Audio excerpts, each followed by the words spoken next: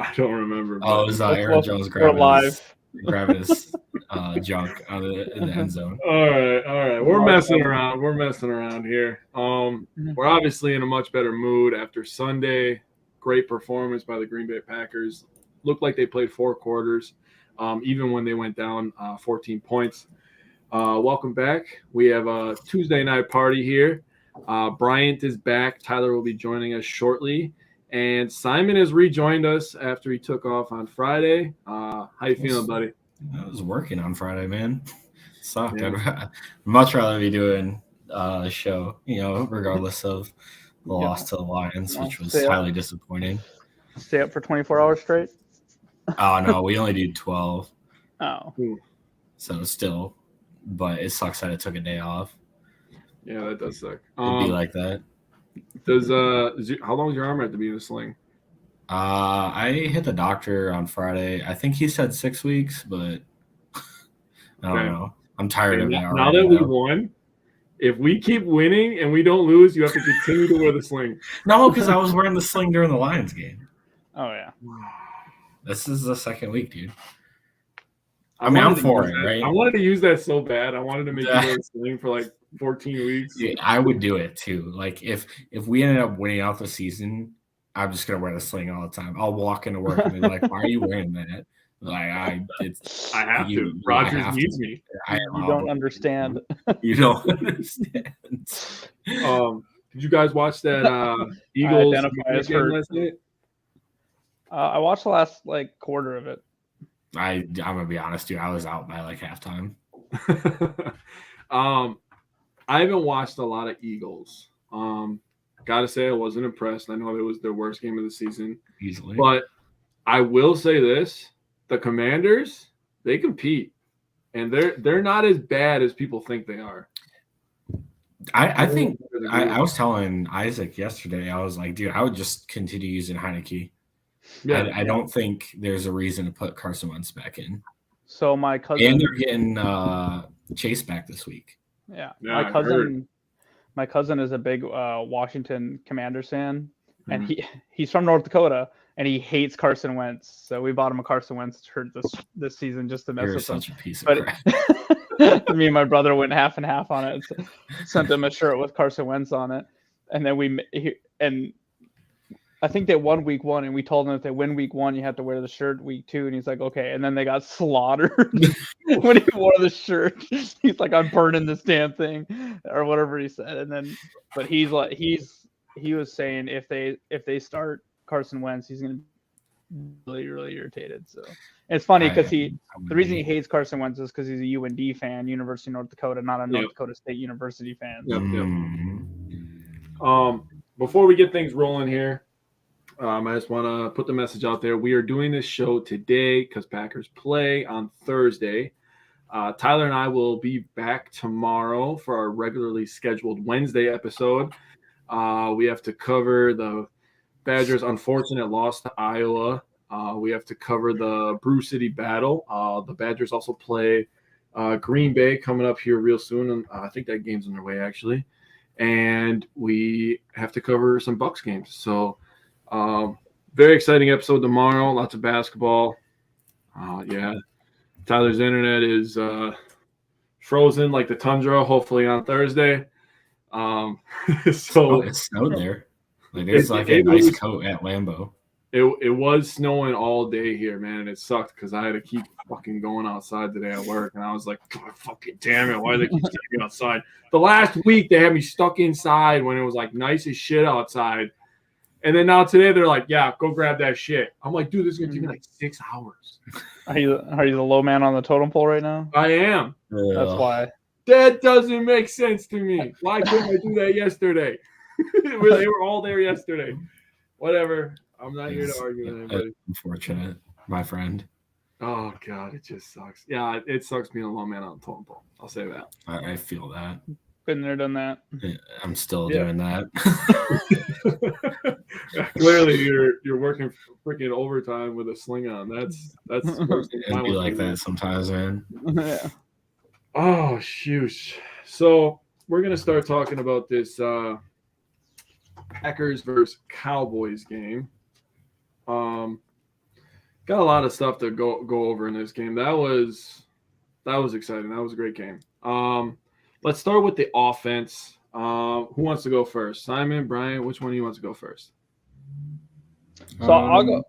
Yeah, I was going to say Brian can go first. All right, Brian. Why don't you give us your topics you wanted to talk about on offense? Okay. So the first thing I want to talk about was Christian Watson's first touchdown. For me, and the reason I kind of picked this one is because he had those bad drops, right? Mm-hmm. And in our back channel that we all speak in, I said, man, just so badly I want this kid to catch a long touchdown and see if it like just builds some confidence. I didn't think. I mean, I guess I was nailed that. I didn't think there was any chance he was going to go on for 2 more touchdowns. Another long one, the really good catch on that third down, and then that crosser for his third touchdown where he just completely burns, like he just outran the people. It wasn't even that, it was just a good scheme. And then there was another throw that him and Aaron Rodgers were just a little bit off target. It sounds like that Watson was expecting like a low trajectory back shoulder throw and Rodgers put it up. But yeah, I was just so excited to see him after he struggled obviously mentally with that first game and then a couple injuries. So for him to score that first touchdown, you could see the light went on because then he was making those sliding catches and he just looked like a different player. So I'm pretty excited to see him going forward. I don't know if you saw. Did you see what Cobb said to him on the bench after the first touchdown? I didn't. No, I didn't see that. Neither of you saw that? He went up to him and he was like congratulating him, like, "Hey, that's awesome. Keep it up, keep it up." He said, "Go do it again." And he told him he was just pumping him up, like, "Hey, go do it again." And I was telling my girlfriend the story before when I was, going over my notes when I got home from work earlier today, and I was getting chills, man, thinking about it. Because I was like, I'm going to the game soon, and Cobb's coming back. I mean, you got Cobb controlling the middle, and now Watson has established himself, last game, kind of a breakout game, deep threat. That completely changes this offense. Did you notice we're missing all year? Did you notice what happened on the big play in overtime to Lazard? What happened? They were doubling Watson. So when the defender on Lazard slipped, there was no one there to help him. The safety shaded over to Watson and hit Lazard, and that won us the game. I mean, Lazard made the play, but the fact that they had to respect Watson's speed and they doubled him, that was huge for us in overtime. I kind of like that play too. It works. It's worked a couple times this year where Lazard will go out for like a fake block and then cut right into the middle. I think he had a really good play against the Bears where he scored a touchdown off a similar play on the left side of the formation where he kind of just like faked a block, cut inside, and the ball was just on him. Yeah. And I know our feeling with Watson coming in this year was like, oh, he's a bigger and stronger MVS. But I'm going to tell you right now, I don't remember the last time I seen MVS run across the route and catch 2 touchdowns like that, nor block the way he was blocking and the way he can block. So this kid, I know the comparisons to MVS, and it's going to be like that, a lot of straight line speed. But the fact that he was showing that he can, on that second touchdown where he got deep and then crossed across the field and he caught that, like that was probably the most exciting play for me, was just that speed across the field and the fluidity that he took that break and just ran right through it. Yeah, you could definitely tell he's a very fluid athlete. He doesn't lose a step when he changes direction. The change of direction is a very big thing. I don't like the comparison to MVS. I never have. I didn't like it either. I think it was mostly because of drops and the speed, to be honest. I get it, and in the body, style and they're stuff. Both but like pretty tall. MVS is pretty. I don't. He's not as agile. I feel I literally, when I watch Watson, I'm like, that guy's a fucking athlete. But he's when you watch MVS, you're like, that guy's fast. Yeah, that's MVS is quite a bit smaller. I'm pretty sure. Like if you look at like when Watson, he just looks so bigger. Thin. Yeah. MVS just seems like a thin dude. Yeah. MVS, I mean, and I liked MVS. I was one of the few that actually stuck up for MVS a lot. Especially when there was those comparisons of MVS versus Lazard. And I'm not gonna lie, I wanted to stick it to a lot of our fan base when Lazard was dropping balls left and right. I was like, that's what you get for talking shit. Because it's like every time somebody talks shit, it comes back to get you, Watch my team do bad because you guys can't stop talking crap. Yeah, and it's horrible. And now I have to live with that. Gotcha. Yeah, we're all suffering together, you bastards. Simon reminded me of something. We have to go over our 3 stars, which, god damn it, I am a horrible host, but we are going to backtrack, go back to 3 stars real quick here. I actually have the first one, which we all decided was Aaron Jones. So let me get this up here. I wrote down a little thing here that I wanted to say. Okay, so Aaron Jones had a great game, and I feel like his game almost went unnoticed outside of the touchdown. It was like when Bryant. Wait a second. It was like when Bryant pointed out that Dylan was getting a lot of tough yards. You know, everybody after the game was talking about, oh, Rudy Ford was so good at free safety. Oh, look, did you see what Watson did? Did you see what Watson did? Did you see what Watson did? Oh, did you see Rodgers do the lead block? Like, I don't think enough people were talking about Aaron Jones' game for how good he was. That's kind of the way I feel about it. Not that it went unnoticed, but nobody's really talking about it because of how good Watson was. Aaron Jones had 24 carries, 138 yards, and a touchdown. And he told everybody on the Dallas Cowboys to suck his dick. So that was fucking phenomenal. He did. I mean, you can't grab the whole thing, and that's not what you're saying. So, I mean, I was here for it. I was like, yes. Am I wrong about that? Yes. No. Yes. So second star goes to Bryant. Yeah, so I dug a little deep into him, but it shouldn't be a surprise, but it was Rudy Ford, right? So he had the 2 huge interceptions. The thing that I looked at the interceptions was, with those interceptions, he had 68 total return yards. Interestingly enough, both of them went for 34 yards. So for reference, right, that would be the 3rd highest yardage output behind Watson and Aaron Jones. 1 more yard. Yeah. One more yard. So the big one was the interception. So after the Aaron Rodgers fumble, we had a chance to go down 14-0, and then Rudy Ford comes up with that interception, and that's the same drive that led to Christian Watson's first touchdown. So the fact that we could have gone down 14-0, he makes that interception, returns it to dang near midfield, right, and then Aaron hits Watson for the 58-yard touchdown. That was a huge play. So additionally, him playing so well at safety has allowed for us to move around Savage a little bit. I know Nixon was still taking some of those snaps, but it's just opening up more possibilities for us. So for him to get 2 interceptions and then return each of them for 34 yards, like, that's huge. Like I said, he would have been our 3rd most offensive outputting player in the game on 2 plays on those 2 interceptions. So just, because if he intercepts it at the, whatever, he was right by the end zone when he took Dak Prescott's first one, and he just goes down right there. Yeah, he just goes down right there. It's probably, it's a lot tougher to get, down the field and score.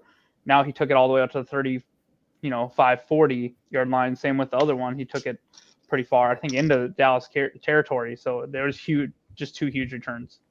So that was big. Plus, he had 8 tackles on the game. So, yeah, Rudy, there's that too. I don't know. You talked about our back chat before. Was it you that shared the Rudy from the? Oh yeah. I was like, if there was ever a time for this gift, dude, this was it. That was amazing. Very well timed. Simon has our next star. Simon, you're up, buddy. Yeah. Also off the Rudy Ford interceptions, we scored on both of those, so that's 14 points 14, off of takeaways or turnovers. Which is something we haven't done all year long. Yeah. Right? So it was good to see the offense do something with turnovers too. Reward the defense. Yeah, absolutely. So our 3rd star was Aaron Rodgers. I want to say it's good to see Rodgers kind of shutting up some of the narratives that have been going around for him, like people calling him a crap leader and he doesn't care anymore and stuff. Rodgers, after Watson had those 2 big drops in the first quarter, he didn't stop going back to him. He actually went over the bench and he's like, they're going to keep coming at you and we'll make a play. And now nobody's ever going to see that stuff on national media and stuff. So a lot of Packer outlets will report stuff like that. But that's the stuff you like to see out of your starting QB / captain of the team. And then the narrative that he doesn't give a shit this year, is so boring to me. Like that 17-yard run for a first down against the Lions, like that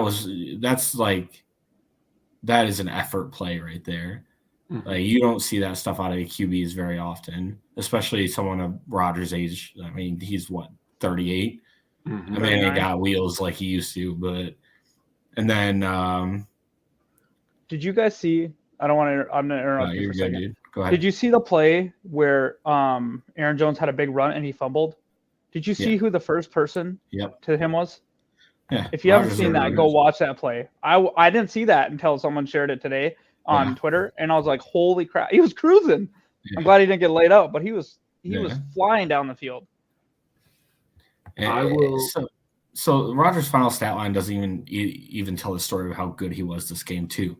Mhm. Like he's 14 for 20, 224, 3 TDs, 0 interceptions, 146.7 rating, and that's with the Watson 2 big drops in the first quarter. And like Brian said, he kind of misplayed a ball that I feel like could have been a 4th touchdown to him. Yeah, Mhm. Aaron Rodgers threw that ball Aaron Rodgers threw that ball so well that Watson didn't know where it was, and it still hit him in the hand. Yeah. Like, Dude, think about that. So Rodgers could have easily had like a really disgusting game, and Watson too, for that matter.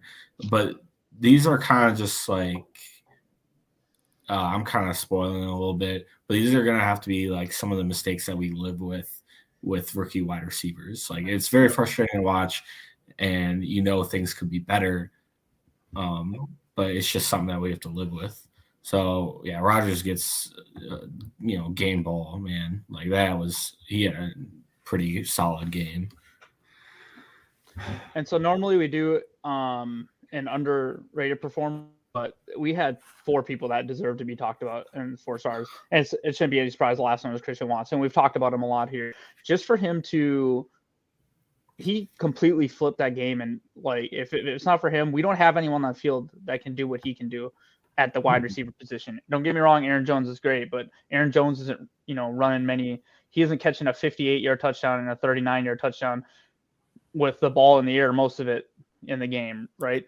Like Lazard ain't got the speed like that. Yeah, we don't have anyone. Like I want to talk about it again. The first touchdown, it was gorgeous. See him catch that good adjustment, catch that ball over his shoulder like that. It was perfectly thrown ball, really, actually, right to the outside shoulder, and then to catch a 58-yard touchdown. But to me, the other 2 touchdowns were more impressive. That the second one, I think it was on 3rd down, right? And just the speed to come across. If you watch it, he's like leaning outside a little bit, and then he cuts in across. Maybe it was on 1st down. I can't quite remember. But he cuts across behind the linebackers and gets in front of the safeties, and then they can't catch him, right? I believe is how that was a 4th down play. Was it a 4th down play? Yeah, that was you're right. 7. Yeah, so fourth down, he scores a freaking, what was it, 39, 38 yard touchdown. And just a gorgeous route. And then the 3rd touchdown, he didn't even have to do much. It's just that he's so fast. That one I got to give credit to Matt LaFleur for just the way it was written up. He's like, good luck catching him. My buddy was here watching. He's a Cowboys fan, so he's pretty salty, but he's my neighbor. And as soon as I seen Watson get even with, I think it was either the safety or linebacker, and I yelled Watson again, and sure enough, he ended up running. He was 2 yards open when he caught that ball by the time he threw it. And the speed is it's unreal. So he had such a great game. I'm really hoping that we're going to need him again, right? So I'm looking forward to seeing how he can stack some success here. I'm going to say one thing about Watson that was the most impressive thing to me when I'm watching it is the eye test, right? And when that second touchdown was probably my favorite touchdown of the whole game. And he starts inside, goes outside, and comes back inside. And you just see this corner, and he's running like this, right? He's just like, yeah, it's going for a Sunday stroll, right? You see the corner behind him just fucking hauling ass. I'm like, that guy's running for his goddamn life right now. Running for a paycheck, man. He's running for his life, bro. And these guys are just trying to run to keep up with him, and this man is just Sunday strolling, dude. Yeah. Like, the 3rd touchdown, I'm going to get into that more in a little bit here, but like, Oh God, was that a beautiful play call? Mamma That's mia. true though. That first touchdown, I kind of thought the same thing. I was like, this dude looks like he's just fucking. You see them, dude? Yeah, I was like, They're hey, pumping, bro. And he's just. I'm like, bro, he's cruising right he's now. cruising, man. That second touchdown, I'm telling you, go watch that corner, bro. His eyes are like coming out of his face and shit. He's like, he could not keep up with him. There was nobody on that Cowboys defense that could keep up with him. That's probably why they didn't put Trayvon Diggs on. They didn't want his. They did. They started putting him on him later in the game. I noticed probably after he burned him for a couple touchdowns. I think it was later in the game. And I was like, well, that could be good or bad. If I'm the Packers right now, I run a double move right now on Trayvon Diggs. Oh, 100%. But they didn't. I went somewhere else. But yeah. Yeah, we're gonna get more into the individual plays now. So Bryant already went over one of his plays, so I will let Simon go. Simon, what's your first offensive play you wanted to cover, buddy? Yeah. So I just like a couple impactful plays that we kind of noticed. And I kind of already alluded to this. It's just like as great as Christian Watson was this game, obviously there's faults, and he's a rookie. He's going to make mistakes. The two big drops and just kind of misplaying a ball that had the possibility of a fourth down. But just the confidence boost that this kid needed after, week 10, when is he going to be that guy? When is he going to be that guy? And to see him come off like just some really bad mistakes and just tear it up afterwards, this is exactly what we wanted to see. And I loved every minute of it. And it's nice to see people kind of eat their words a little bit too. Those Packer fans are just relentless on players this year. It is what it is. Our fan base is what it is. We try to bring that more positive vibe to our fan base, and this was it. This was what he needed, and I'm really looking forward to, like Brian says, him stacking his success in the upcoming games. And I think we're going to start seeing a lot more of him. And also to kind of our earlier predictions, like I was asking earlier today, I think we had him for like 450 and 4 touchdowns this year. So I feel like at this point it could almost be conservative. No, what do you guys think? Like I feel like we went really conservative on both the rookies. Yeah, because he already has 4 touchdowns. Yeah, he's got the one running. Yeah, the rushing against who they play? Bears? Second week. The Patriots. Patriots. So because Doug's got a receiving touchdown that game. If he starts stacking success like that, he could blow our expectations way out of the water. And I would love every minute of it too. Yes. I want all of that. I want him to make us look like morons. Us? Well, yeah, for our predictions, but I want to say, like Simon touched on, 2 weeks ago, we seen people clowning this dude for getting a concussion. Last night, on Sunday night, I seen people talk the same, I'm not going to call him out by name, but I seen the exact same people praising him. Like, we can name names, bro. We can be savages, bro. I can do it. I'm not going to do it. But these same people were clowning him for getting a concussion, a head injury, that is a traumatic brain injury, okay? That can change your life. And people were clowning him for that, so much that his mother said something on Twitter. And now these same people want to praise him and be like, then again, a lot of these people are super pessimistic and they're instantly, I want to see him do it again. Or I've seen someone say something along the lines of, he's been trash the whole year and he gets one long touchdown and you want to crown him and stuff like this. And those people will probably never be happy, to be honest. Like the fact that they labeled him a bust, no matter what, it'll take him like 2 years. I seen one clown was talking about, he needs to do what he's like, if he ever wants to be Devontae or whatever, he needs to show consistent. I'm like, did you not watch the first 2 years of Devontae's career? Like, tells me you guys are uneducated and just spout bull crap out your mouth.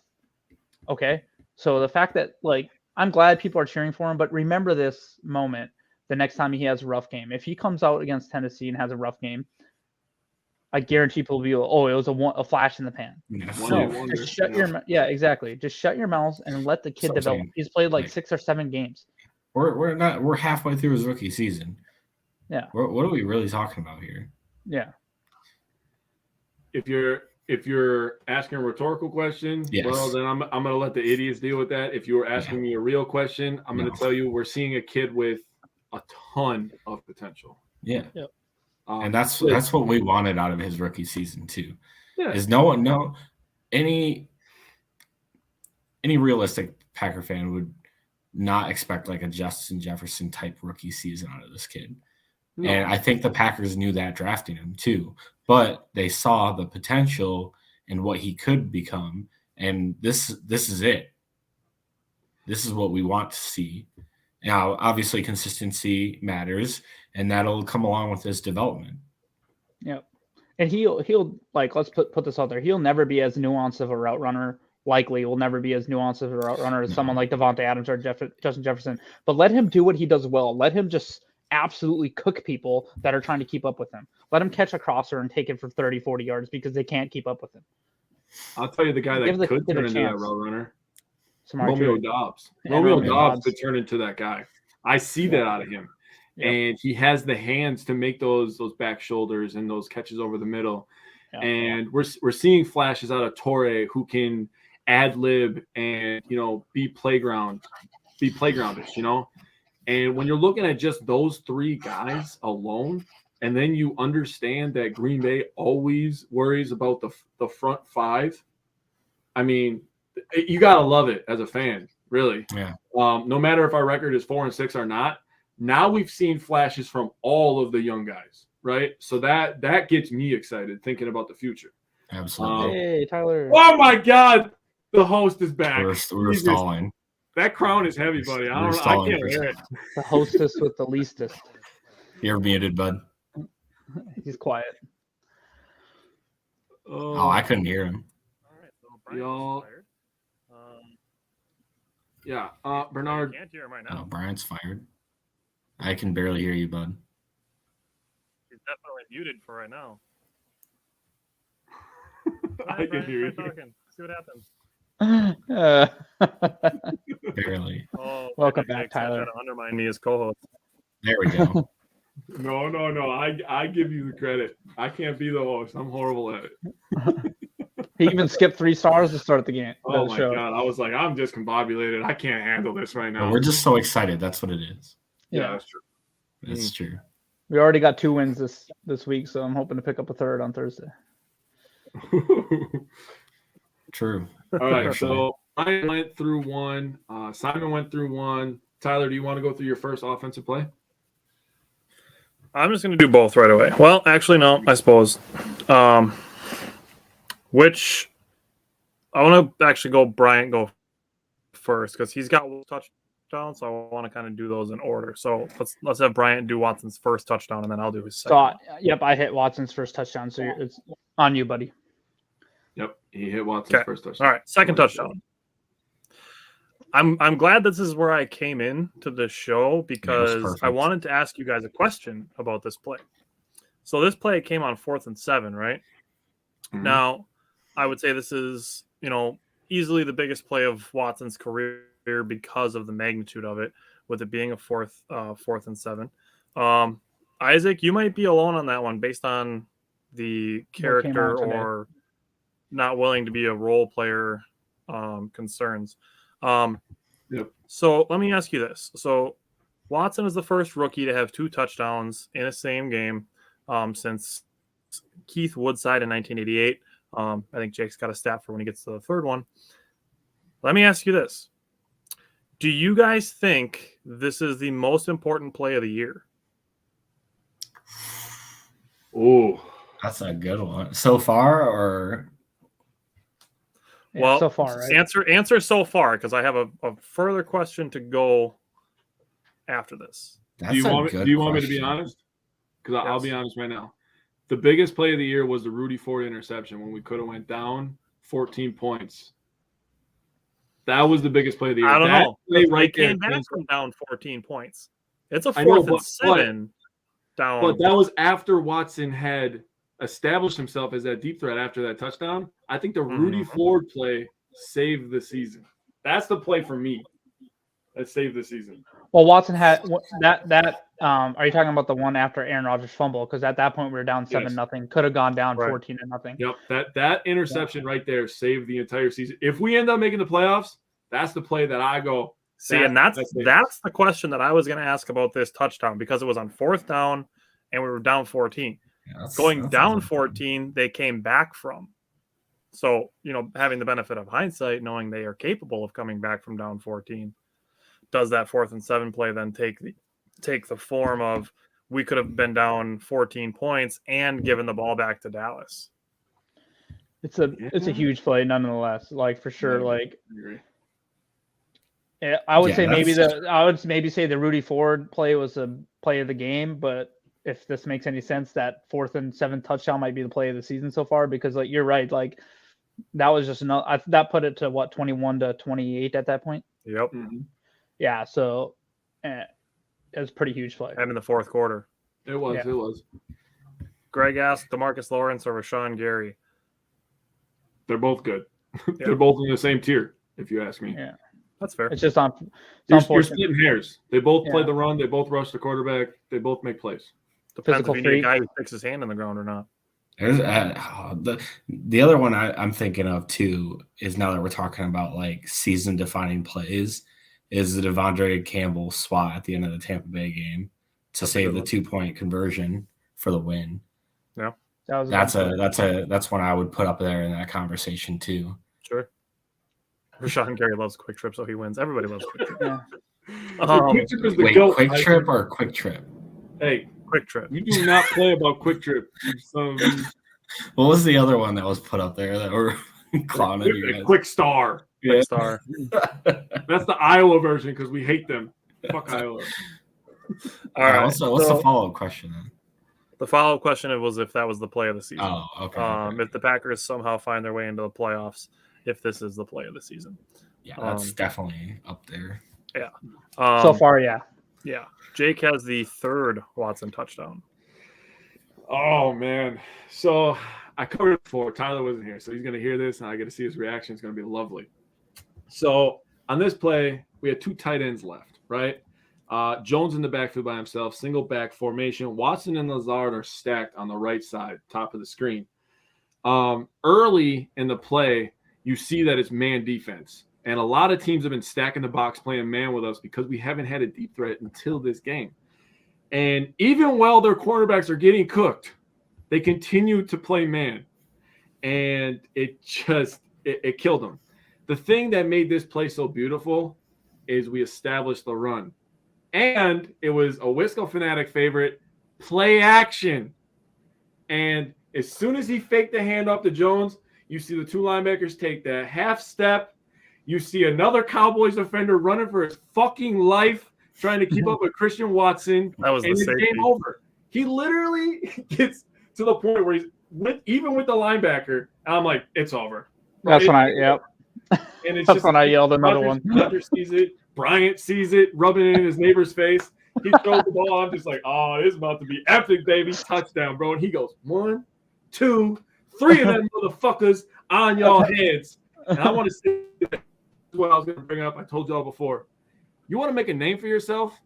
Play for the Packers against the Cowboys, because a lot of people are going to be watching.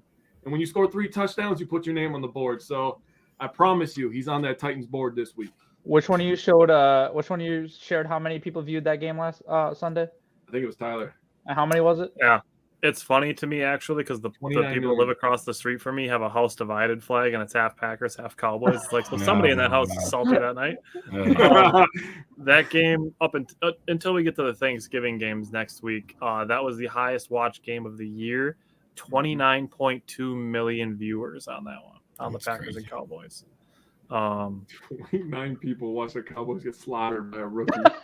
By a bust. And to watch their 195-0 when leading by 14 points in the 4th quarter. Dude, that was the craziest stat to me. I saw that. I was like, no way. That's an insane stat. Yeah. Insane. Yeah, nothing like having that attached to your record for the rest of your life, Dak Prescott. Love to see it. Mike McCarthy. Now, I still appreciate you. For all the people that gave up on the season and saw that stat on Sunday, just know that we echo this what's gonna happen is gonna happen, and crazy shit happens all the time in sports. So never count us out. That's all I'm saying. I'm gonna hit hard on that. What was the other stat? Like Rodgers has, was it 4 game-winning? What is it? Game-winning, like comebacks.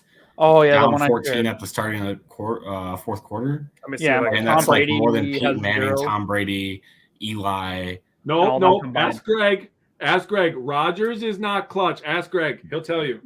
I don't even want to have that. No. I do not have that conversation. I'm pulling it up anymore. Greg, talk about how Rodgers is in top 10. I want to do that conversation. No, have that on your own time.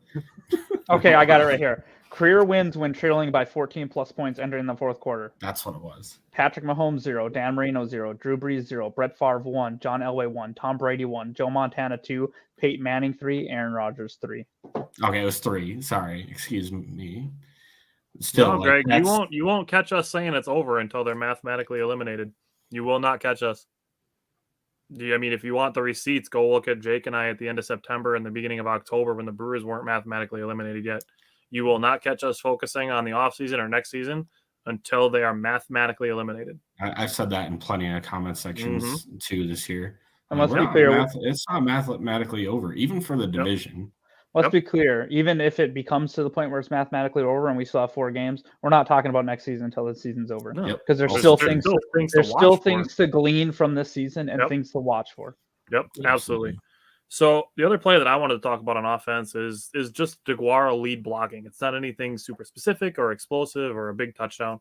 It's just using motion, pre-snap motion, to get Josiah DeGuara moving towards wherever you're running the ball and getting him, up to speed before the ball is snapped and having him as a lead blocker for Aaron Jones. Because as great as Mercedes Lewis is as a blocker, he's not going to be a lead blocker for Aaron Jones. Like Aaron Jones is going to be past him by the time he breaks the line of scrimmage.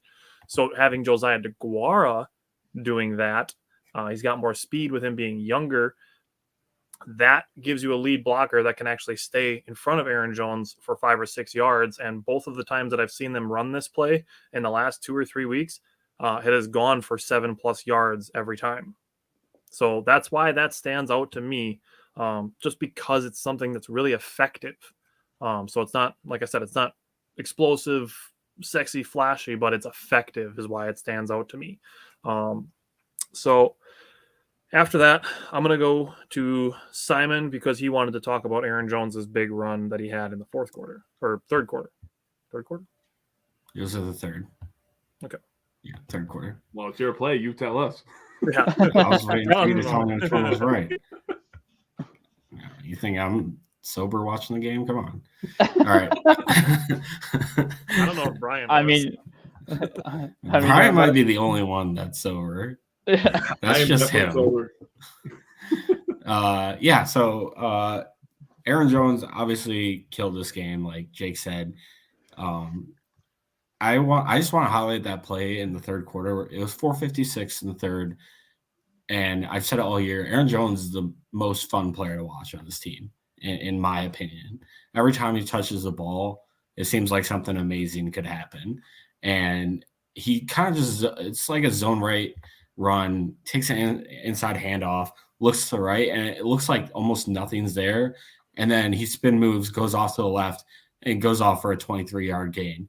Like what? I don't even know how he did it, to be honest. I was so pumped watching that play. Nasty. Yeah, it was crazy. He completely took a dude and he went like 5 yards the other way, like tripping over himself and stuff. I forget who it was.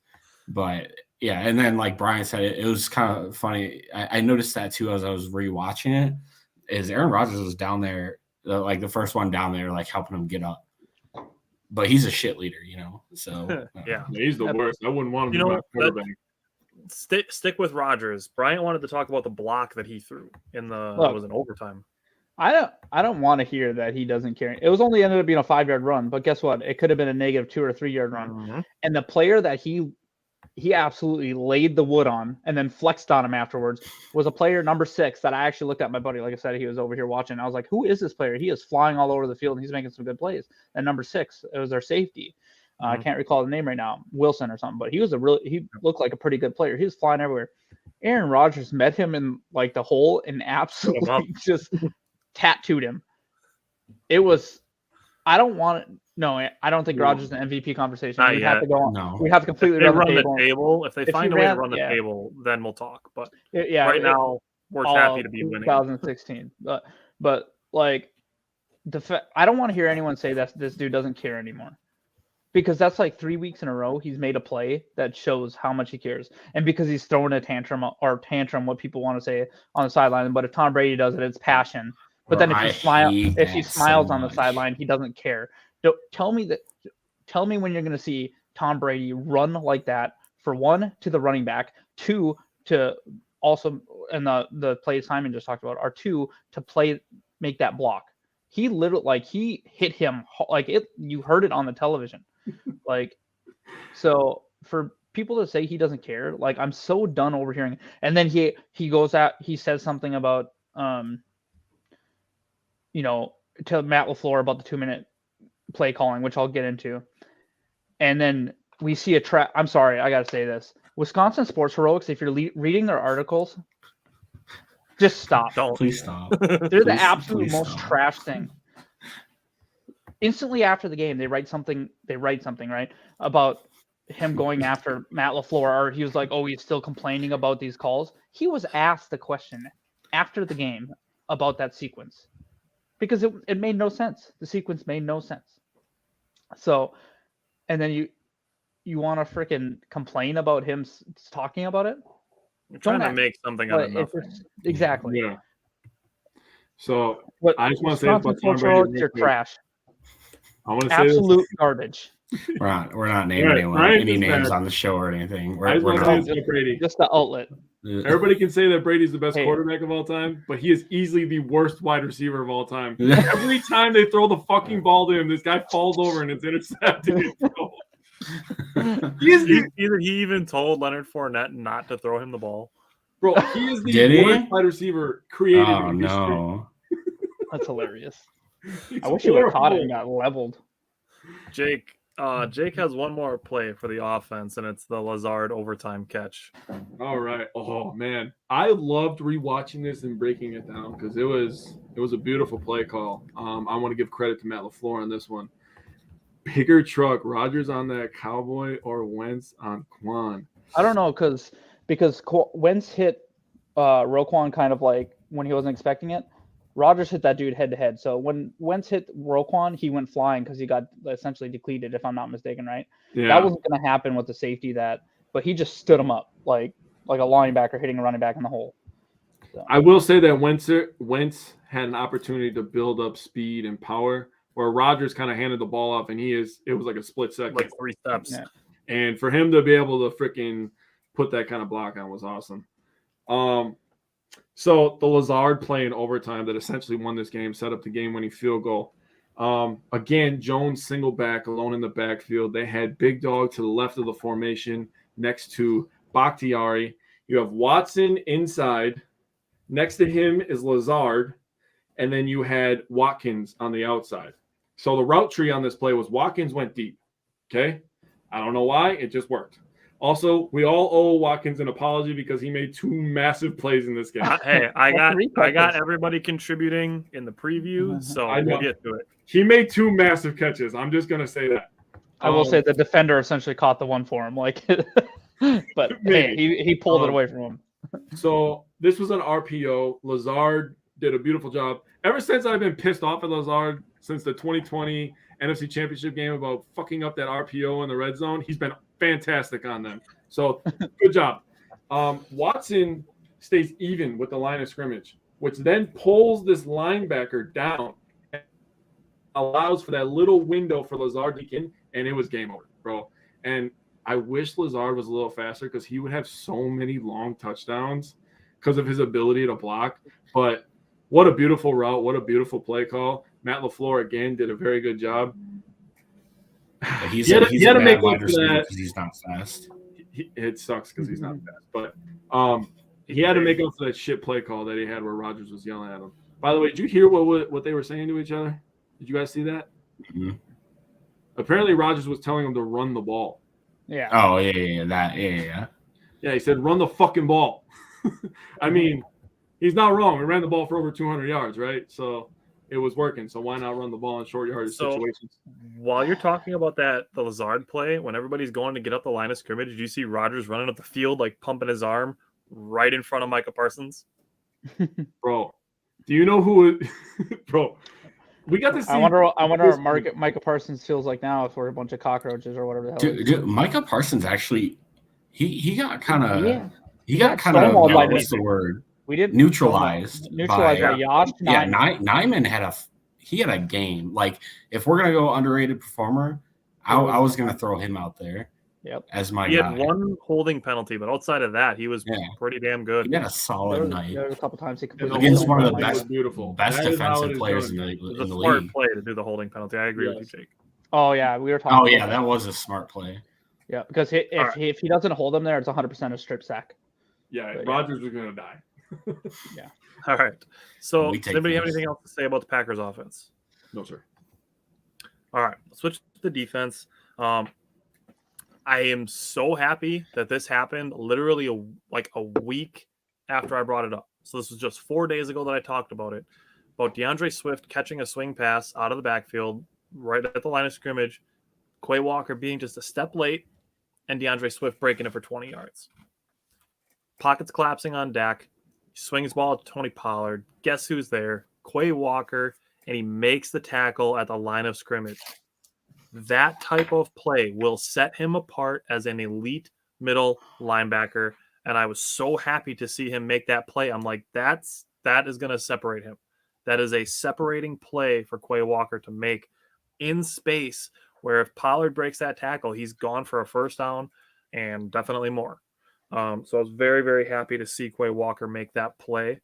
I know Simon wanted to talk about another tackle on Pollard. Before that too, though, you know who else made a really good play on the flat when Dak tried to swing it to him, to Pollard? McDuffie almost had a pick six on the sideline. Yeah, if he was just like, oh my god, it was so close. I was like, no. So the other tackle I want to talk about, dude, Rudy Ford, and we're gonna say his name when it's attached to this game. Dude, he came out of fucking nowhere. I was like, here we go with our run defense, because I thought Pollard was gone on this run. So did I. I was like, look how much open space there is. And he was so fast. He came down underneath the linebacker and lineman and tackled him for like a 4-yard gain, which like you said, I thought he was just gone. So Rudy Ford made some damn good plays this game outside of the 2 interceptions too. I think he had a couple stops at like the line of scrimmage or like a 1-yard gain too in the run game. He was just everywhere this game, and that was, in my opinion, outside the interceptions, the most impressive play that he made. Yeah. And on your point from Isaiah McDuffie, that dude, he put up 13 tackles. He had a hell of a game too. Like, just everyone, like Tyler said, everyone contributing. Yeah, on that, I was so impressed. And I think we talked about it like instantly when it happened. I thought on that outside run, I was like, oh boy, he's going for a while. And then, like you said, just like a missile out of nowhere, like just completely, like a 4-yard gain on that play is probably the best case scenario. Yeah, it really was.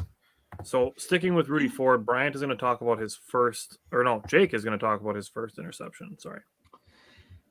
And we agreed earlier that I think this is the play that saves the season. You think about, it was right after the Rodgers fumble, and it was just like, God damn it, here we go. I was like, buckle up, baby. It's about to be a long Sunday.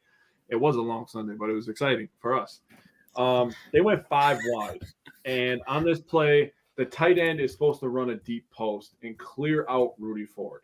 And he absolutely did not do that. You've seen it after the play where CeeDee Lamb is telling him, like, you got to, go deeper. And even if he did, I think Rudy Ford had this play diagnosed. He was reading Dak's eyes early. Dak stared down the middle of the field the entire play, if you watch it. And he just chumps it and runs it back. Bryant talked earlier about his return yards. He runs it back for 34 yards. Giannis Antetokounmpo. Just had to say Giannis. I love him, and he always has poor games against the Hawks, and it hurts my heart, and I wanted to feel better about him. But anyways, this was just a massive play. It was 3rd and goal.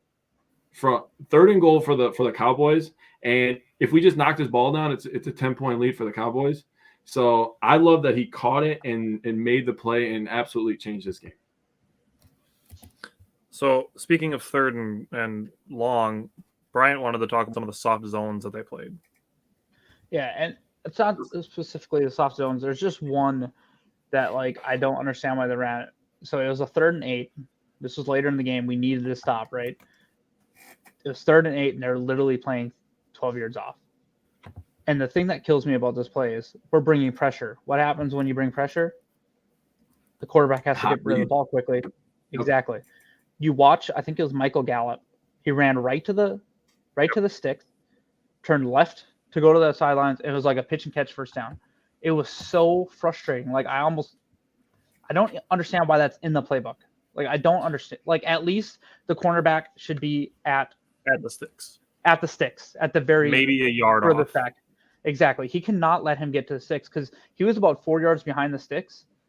That wide receiver is going to beat you there because you're going to have to wait, right. Anticipate whether they're breaking in or out. So that little bit of extra, you got to be at the sticks, right? Even more important than the wide receiver beating you there, the ball is going to beat you there. Exactly.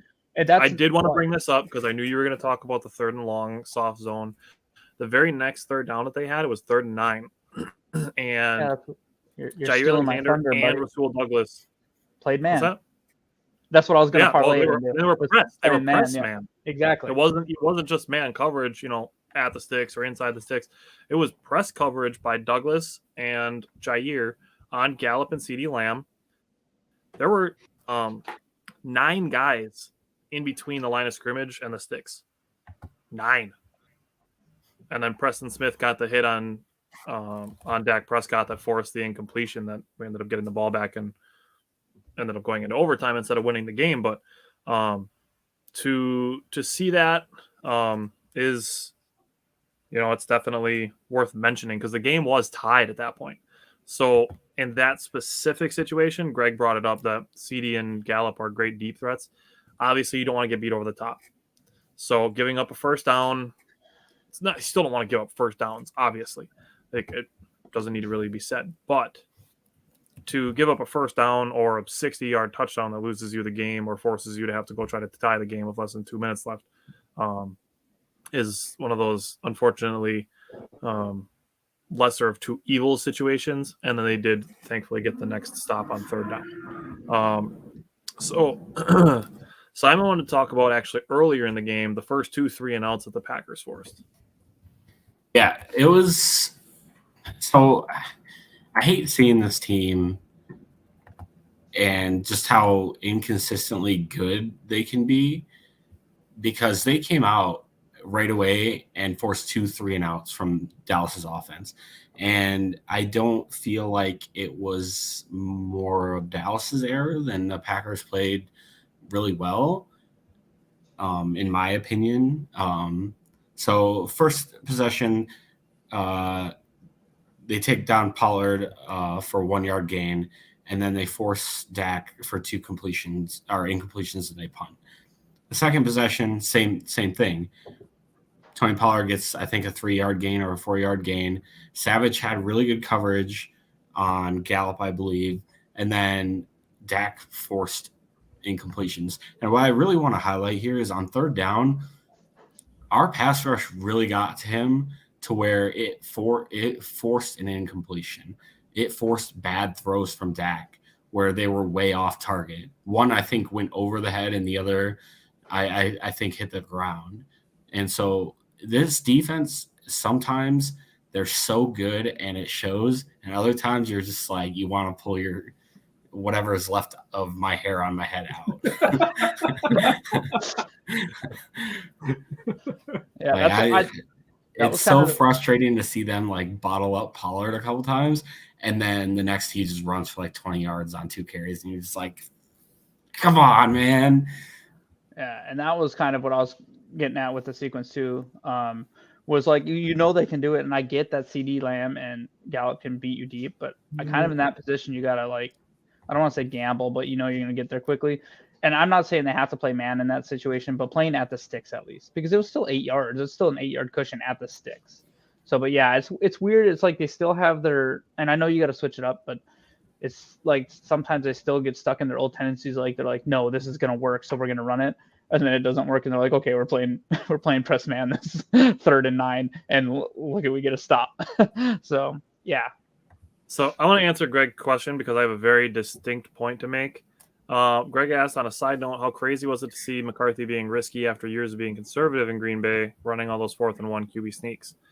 Now, here's the difference between what Mike McCarthy was doing in Green Bay and what he's doing in Dallas. He's being aggressive in Dallas, sure. Do you know why he was in conservative when he was in Green Bay? Because he had Aaron Rodgers. Mike McCarthy just rode Aaron Rodgers to do Aaron Rodgers things. Dak Prescott is not Aaron Rodgers. That's why Mike McCarthy goes for it on 4th down more often. Yeah, and I think that's a little bit of a myth. I remember there'd be plenty of times that he would go for it in Green Bay too. So the other thing too was when McCarthy was in Green Bay, they hadn't moved the extra point back yet either. So, it's not a huge thing, but I mean it's something. To the point where more teams are going. I mean, there isn't as many teams going for 2 as they thought there would be.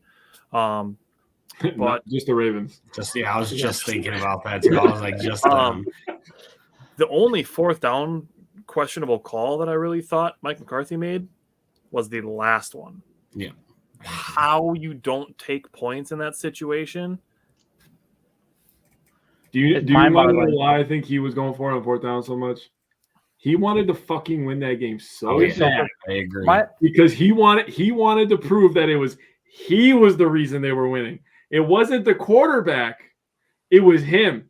He wanted his moment. And I'll tell you this, just like Belichick lost to Brady, he lost to Rodgers. It was the quarterback. My thing is that he didn't analyze that situation, right? Green Bay absolutely 100% need to win in this game. They were not going to kick a field goal to go for a tie. That means that come 4th down, we're going for it, and that's his chance to win it there, even without us scoring a field goal, right? So if he just kicks that field goal, we've seen Maher booming kicks. Like, he's a good kicker. He was there's very good possibility he's going to make that kick. I don't think it's that big of a shock that there was no way we're playing for a tie, because a tie does nothing. We cannot afford a tie right now with our record. We're 100% going for the win. Okay. So all he needed to do was put up that field. All he needed to do is put that field goal on the board, and the 100% of the pressure is on us to score a touchdown. And we were cooking at that point. Like, Lazard had that big play. It was but at that point, we're not kicking a field goal, because we're not going to kick the field goal and give them the ball back for the only chance to win the game, right? That's not happening. I would be shocked if that would happen. So I feel like he really kind of, he just kind of shit the bed there and wanted to win the game right there instead of just put the points up on the board and put all the pressure on us. Yeah. Greg, I don't think any of us hate McCarthy. I don't. I think some of us didn't like the way that his career in Green Bay ended, just because we all believe that there were more opportunities for the Packers to win Super Bowls. And obviously rival fans don't stop to let us know that we've had 30 years of quarterback play and only 2 Super Bowls, but meanwhile, nobody else has won one in that same time frame. Let me say something real quick, because since we're still on the 4th downs, do you guys remember a time back in 2014, the NFC Championship game, when he should have taken fucking field goals early in the game instead of going for it? Why do you have to break my heart like that, dude? I don't like thinking about that game. I'm gonna make it better. I did enjoy seeing the stupid McCarthy face again, where he just stands like this. My god! It was just, that game's so frustrating to watch. Yeah. Have you rewatched it? No. Why would I do that to myself? Dude, it's so bad. You're just sitting there frustrated. I mean, hindsight is 2020, right? I'll never forget. There were so many plays. I'll never forget that AJ Hawk play. I will never forget that. Why the fuck he ran at that punter? I was like, this fucking guy. That bothers me almost as much as Julius Peppers in overtime against the Cardinals after the 2 Hail Marys to Jeff Janis, deciding that he's going to blitz the quarterback instead of backing into coverage like he was supposed to, and Larry Fitzgerald running for like a 70-yard gain. It had to be Fitz too. Yeah. So of course, don't play in overtime was the other play that I wanted to talk about. 90 yards. I was like, what the fuck? Yeah. And what I wanted to say about that play was that the pass rush got home, collapsed the pocket at the most pivotal moment of that game. And Jaron Reed and Preston Smith tripped up Dak Prescott into throwing an incompletion. It could have been a sack. Good fucking game. Yeah, another good game. It was really close to a sack, actually. It was closer than I thought. He had 3 quarterback hits. Jaron Reed did. Where is Kenny Clark now that we're talking about D linemen? He had a sack. I feel like he hasn't been that good the last couple of weeks. He's been struggling the last couple of weeks. We need him to step up, but he did have a sack. Yeah. All right. So the other thing Jake wanted to talk about was Darnell Savage playing in the slot. Yeah. So the reason I like this, and it came to fruition, is he was a much better tackler. Clearly in space, he's not very good. He doesn't drop back far enough. His coverage is. He's not good at coming up from the safety position and tackling, but having him closer to the line, oh God. No, and we're not going to, Greg. I'm going to a little bit. I don't want to talk about that. But you guys can talk about it, I guess. I do. I like that Savage is closer to the line. I feel like he's a guy that has to be closer to the action, and he had a really, really good tackle score. Now I got to turn off the Badger game off my phone to get that tackle score back on. So shame on you guys for that. Real quick, let me talk about this. Simon is the GOAT, by the way, for having the PFF ready for us. But if you looked at the PFF grades, and I know I'm not a PFF god, but I do use it as one of my areas. He actually had a tackle grade of 82. So, I mean, that's pretty damn good. That's much improved from where he was all season. So him having that and being close to the line of scrimmage, taking Stokes off the field, who was bad at tackling, and putting Savage, in that slot and making our tackling better all around, I think that's what's going to change our defense a little bit. Yeah, it's definitely beneficial having Rudy Ford to make those plays in the backside. So the last thing that Bryant wanted to talk about was CeeDee Lamb's touchdown on Jair Alexander. Yeah, and this just goes back to people are going to talk about how he got burned and how, he's given up some touchdowns just like Terry McLaurin. But like, the reason I want to talk about it is because I'm okay with this. He is going against the top wide receiver in pivotal position situations, and he gave up that touchdown. But there was at least 2 or 3 third downs that I recall him being right there and breaking up the pass towards the end of the game too. I think in overtime it might have been him that broke up the pass. Up that last third down. And I was shocked that they continued to target him. He had like 8 out of 12 passes complete against him, but those 4 passes I'm pretty sure were all like third down where he was probably really stepping up. You know what I mean? So for me, it's 100% okay that he got burned because I know that he's putting his all out there and he's pretty much being the heartbeat of the defense right now. So, and he has 3 interceptions on the year. If he continues to keep going up against the top wide receiver against these teams, hey, I'm all for it. I mean, he'll get beat sometimes, but he's going to make plays. That's what I was going to say. It's just like the life of a quarterback in the NFL. It's the same thing as the Commanders game with Terry McLaurin. Yep. Like, you're not going to stop every wide receiver, every single game, every single play. Like, but if you can, the guy's an NFL wide receiver. Yeah. If you can sit there and make plays, I mean, Jair was on our list like 3 weeks in a row or something, right? So if we're talking like 3 really good games and then maybe 1 not so good game, I'll take that all day. I think that one specific play and the Commanders game are the only bad games he's had this season. Yeah. And I want to say, I think since they made that change to where they're playing a little more aggressive, I don't think there's been a game where we've had less than 5 passes defended in a game or something like that. So, maybe the Lions, I guess, is 4. But other than that, just our cornerbacks have been around the ball a lot more. So, and with doing that, like you said, you're going to get beat from time to time. But I'm okay with that. And that's something you got to be kind of careful with running quarterbacks too. Like we talked about in the Bills game, they played a little bit more zone in that game, just because they didn't want to have their backs turned to Josh Allen, which makes sense. Fair. Greg, if Simon taught you everything that you know, I'm glad you're getting 3 other perspectives on this show.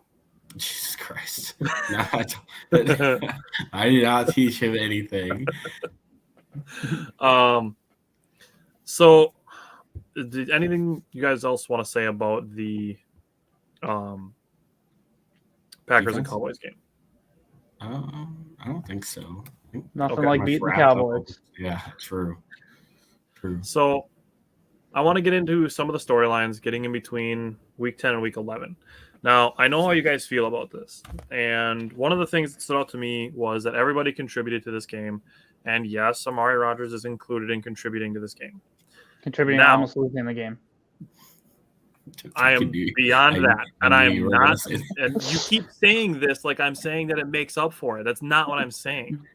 I'm not saying that he did more good than bad. Because obviously that wouldn't make sense. We should have put him in our 3 stars. Exactly. He's not in the 3 stars. And I'm fine with cutting him. But I just want to say Amari Rodgers did make a couple blocks on some big running plays. He did do that. Now, I'm glad you brought this up when talking about him being released, is because you listen to the 2 players that were released today. One was Kylan Hill and one was Amari Rodgers. And you listen to the narratives around the 2 of them, they are very, very different. Yep. Kylan Hill was released because he didn't want to either adjust to the role or they didn't like the way that his character was. But you listen to Amari being released, everybody's sad about it because he works his ass off and because he is doing the best job that he could. And he was put in a role that he was not drafted for. He was not drafted to be a return man. But they put him back there and he continued to work at it. Bisaccia and LaFleur were both disappointed that they were losing him off the team because of how hard he works. I hope he gets picked up and has a chance somewhere else as a wide receiver. I agree. If a change of scenery does something for him, good for him. I was hoping we'd keep him on and try to develop him more as a wide receiver. More than return man is what I wanted. Yeah, that's what I wanted. At the end, what did I say? I said that Sunday too. I was like, I think this experiment has failed, but I hope we try to continue developing him as a wide receiver for our offense. And I think this will transition well into the injury report when Bryant talks about it, because there's a player that this affects. But like I said, one of the things that I thought about with this game was that everybody contributed, even Amari Rodgers, and I wanted to bring up that storyline, with the narratives of the 2 players that were released today between these 2. So I'm going to let Bryant give us the Packers versus Titans injury report. It's kind of weird being on the short week, but we got it. Yeah, so I'm not even going to get into it too much because I looked at it today and I remember I made the joke about it being a CVS receipt last week. It is like 2 of them this week. It is a disaster. It's all estimated, so it's tough to figure out. A lot of estimated. The big ones I want to talk about are Randall Cobb being activated off of IR. Well, designated 2 sounds like he's going to play. I'm not too worried about David Bakhtiari and Elton Jenkins not playing because these were walkthroughs and it's on a short week. I mean, not practicing. And then Caleb Farley of the Tennessee Titans, their secondary is already struggling a lot. And now he just got put on IR. Yeah. So that's a big one for them. Christian Watson time. Yeah, exactly. So, I mean, they have an outside linebacker. Talk about their defense. Because I don't know enough about the Titans even to tell you, for example, Bud Dupree didn't practice. I don't know if it's just what we're doing with Bakhtiari and Elton Jenkins. So it's really hard to give a real accurate report other than it looks like Cobb has a good chance to play. Really looks like Chris Barnes will be back from his concussion. I was happy to see Devontae Wyatt was listed as a full participant today, and he did come back into the game. And other than that, nothing crazy other than, like I said, Cobb should be back, and then Caleb Farley getting put on IR is a blow to their secondary. Cobb was running routes with Jordan Love actually before the Cowboys game, and he was basically already saying he's like, I'm going to be back as soon as I can be back. I think he said that if it wasn't for IR, he would play against the Cowboys. Right. So. So basically everybody else, I haven't heard anything that anybody's going to miss anything or anything like that, and potentially getting Randall Cobb back, which is the other thing that I wanted to mention with Amari Rodgers being cut, is that we were talking about him potentially getting some more roles in the offense as a slot receiver. With Randall Cobb coming back, that's not really a role that he's going to fill over Randall Cobb. That's for sure. In an Aaron Rodgers-led offense, it's going to be Randall Cobb. And at that point, we'd just rather have the extra roster spot.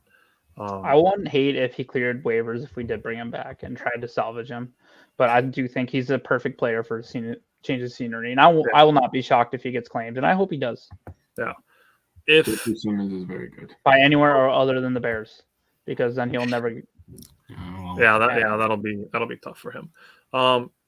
If the Texans hadn't burned their waiver claim on Eno Benjamin, I could have seen him landing in Houston. Yeah. With Nico Collins being on and off the injury report, but we'll see. And Amari Rodgers is going to be pretty much exactly the way we feel about Mike McCarthy, where it's like we don't like how his tenure ended in Green Bay, but we wish him the best unless he's playing against us. Yeah. So that's pretty much I would say how we all. I do think the Bears. I really think the Bears should claim him, and he should be the returner against us. True, absolutely true, absolutely true. I bet you $100 he'd return a touchdown on us. I know that'd be it too. He'd wear 23 just to piss us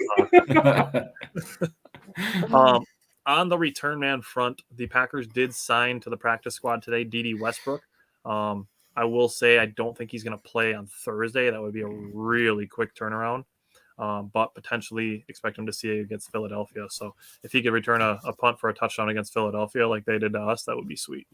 He has one in his career. So I was gonna say he has punt return experience. I think that's really the only reason. This week it'll be Nixon for sure. Maybe Toure, but I don't think he's got any punt return experience. I thought Nixon did fine returning punts. And the thing with Dede Westbrook is he had a 700-yard season and a 660-yard season, so he can add a little bit there too. Sure. That's just depth at that point too. I don't hate the claim at all. I mean, the sign. Titans will need to plan for Watson now, so that should help running and play action game. Did any of you guys bring up that stat about play action, about how much play action the Packers ran? 58% or something this game. I think it was 52. 52% of their pass plays were play action. Yeah. So that was also kind of like what helped neutralize Micah Parsons too. Yep. We were running the ball down their throats, and I think he said something along the lines after the game. He was like, "We can't rush. We can't rush. You can't have an effective pass rush if you don't stop the run." It was something like that. Yeah. Something along those lines. I heard a lot of people saying after the game, you can't get a sack on a running play, and it was right. Okay. It was a great game plan. So I want to go to Bryant first. He's going to talk about the Packers' 2-minute offense and the running game. So for the 2-minute offense, for me, it was just so atrocious, and we keep getting mixed signals. At first, it was Aaron Rodgers. We were told that Aaron Rodgers calls the 2 minutes. By his reaction and what was going on, I don't think that was the case. I like running it on first down, and there's still mixed signals. Like Aaron Rodgers did say after the game, he's like, "Yeah, I pretty much hated every call." Right. So they were cooking at that point. I really feel like you can run it on first down. After that, you still have Aaron frickin' Rodgers. I get it, you're running the ball well, but the fact that it really seemed like Matt LaFleur was just playing for overtime. What bothered me was that they called that second timeout after like 15 seconds ran off the clock. Yeah. That's what bothered me about that sequence. I just feel like you throw it. If you're going to take a shot, you take it on second down. If you hit it, you hit it. If you don't, you run it on third down. Ball on third down, or whatever you're going to do, right? Yep. So I get it. And Aaron Rodgers can be upset with Matt LaFleur. Fine. It was a really stupid play by Aaron Rodgers to throw that ball away. Yeah. At that point, you just kneel. You just sit down. Slide. Yep. And you make them at least use a timeout. Yep. I agree. So overall, it was just a complete cluster. You know what? Like, it was insane. Like, so, and Matt LaFleur, since he became head coach, has been asked numerous times by Aaron Nagler and other people that we love to watch, "Hey, are you guys going to ever institute a hurry up offense or 2-minute?" They just don't have one. Like, I'm convinced they do not have a hurry up offense. And if you think about it, a lot of the times that we've had that, like we've had success in that, it was like a big throw from Aaron Rodgers, one throw to Devontae Adams, like to San Francisco. Even this year, they've had like really quick 3-4 minute 80-yard drives. They've done it. Yeah. So I just like, they need to do something, because we've seen it against Detroit or whoever it was. They were just letting time just drain off the clock. They couldn't get up and get moving. I get it that he had young wide receivers in the game at the time, They need to get something. I really hope, like in these walkthroughs, that they practice some 2-minute warning, 2-minute drill football. It was just atrocious. Now for the running game, it'll be a factor in this Tennessee game. Actually, the 2-minute offense. I do think it's going to be a factor because I think this game is going to be relatively close. Yeah, really good defense. So for the running game, I was thinking like, hey, if we can run it 45% of the time, that'd be great. Nope, we went full bore. We ran it 66% of the time. It was like I have it written down. It was that Rodgers' least amount of pass attempts since 2010. Yeah. We ran it 39 times and passed it 20. That's amazing. I don't know that that's going to work every week, but I can tell you right now, you could tell that it really, like, the play action was absolutely cooking. And with having Watson on there,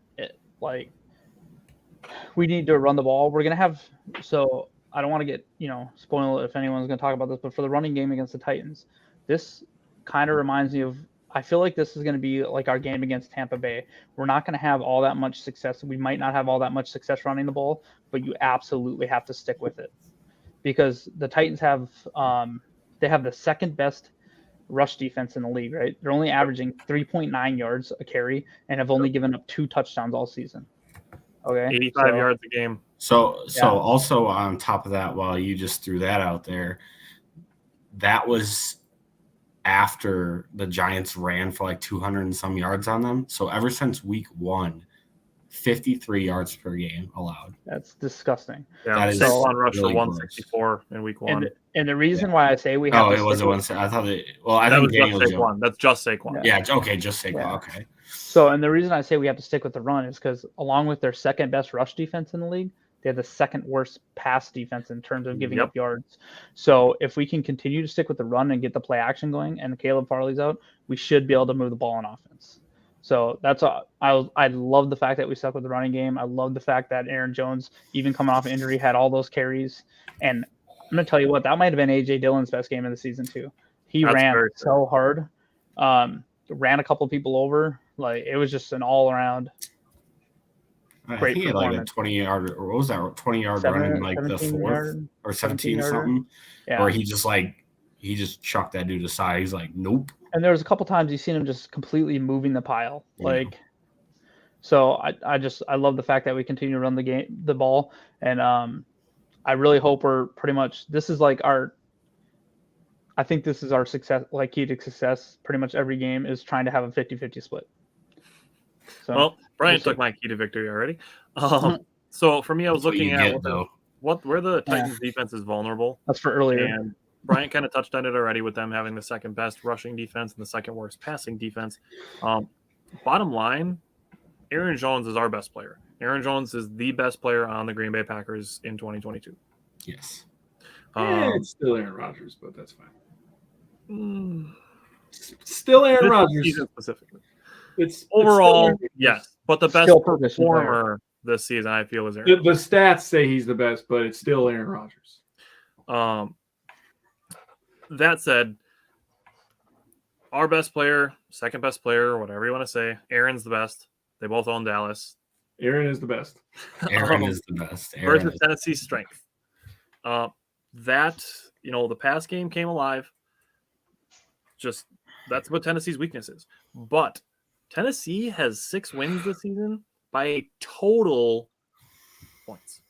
Total. That is an average of a 6-point margin of victory for their 6 wins. You said 36? 36 total. They lost to the Bills by 34. They did. They got stopped by the Bills. That said, they're only allowing 18.7 points per game. Danico Autry has 7 sacks.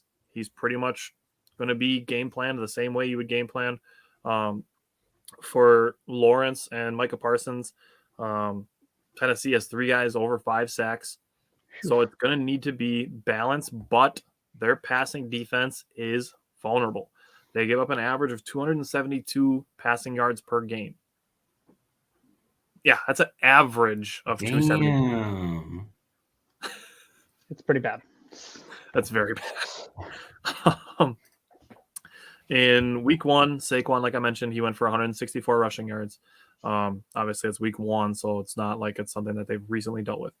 Week 2, Josh Allen passed for 317 yards and 4 touchdowns on them. Yep. And in week 9, Patrick Mahomes passed for 446 yards and had a rushing and a passing touchdown. So can rack up the yards. Like I said last week, a key to victory for last week was getting 7, not 3 or turnovers. Pretty much going to be the same thing here. If you can move the ball with the pass, do it, but you got to finish drives when you do it because Tennessee does not give up a lot of points. So as far as the offense is concerned, I'm going to go to Jake to talk about the Aaron Rodgers going back to Deshaun Watson and also his turtleneck. He'll be wearing it Thursday. He will be. Awesome. So I'm going to bring up something that nobody brought up yet. I said Watson.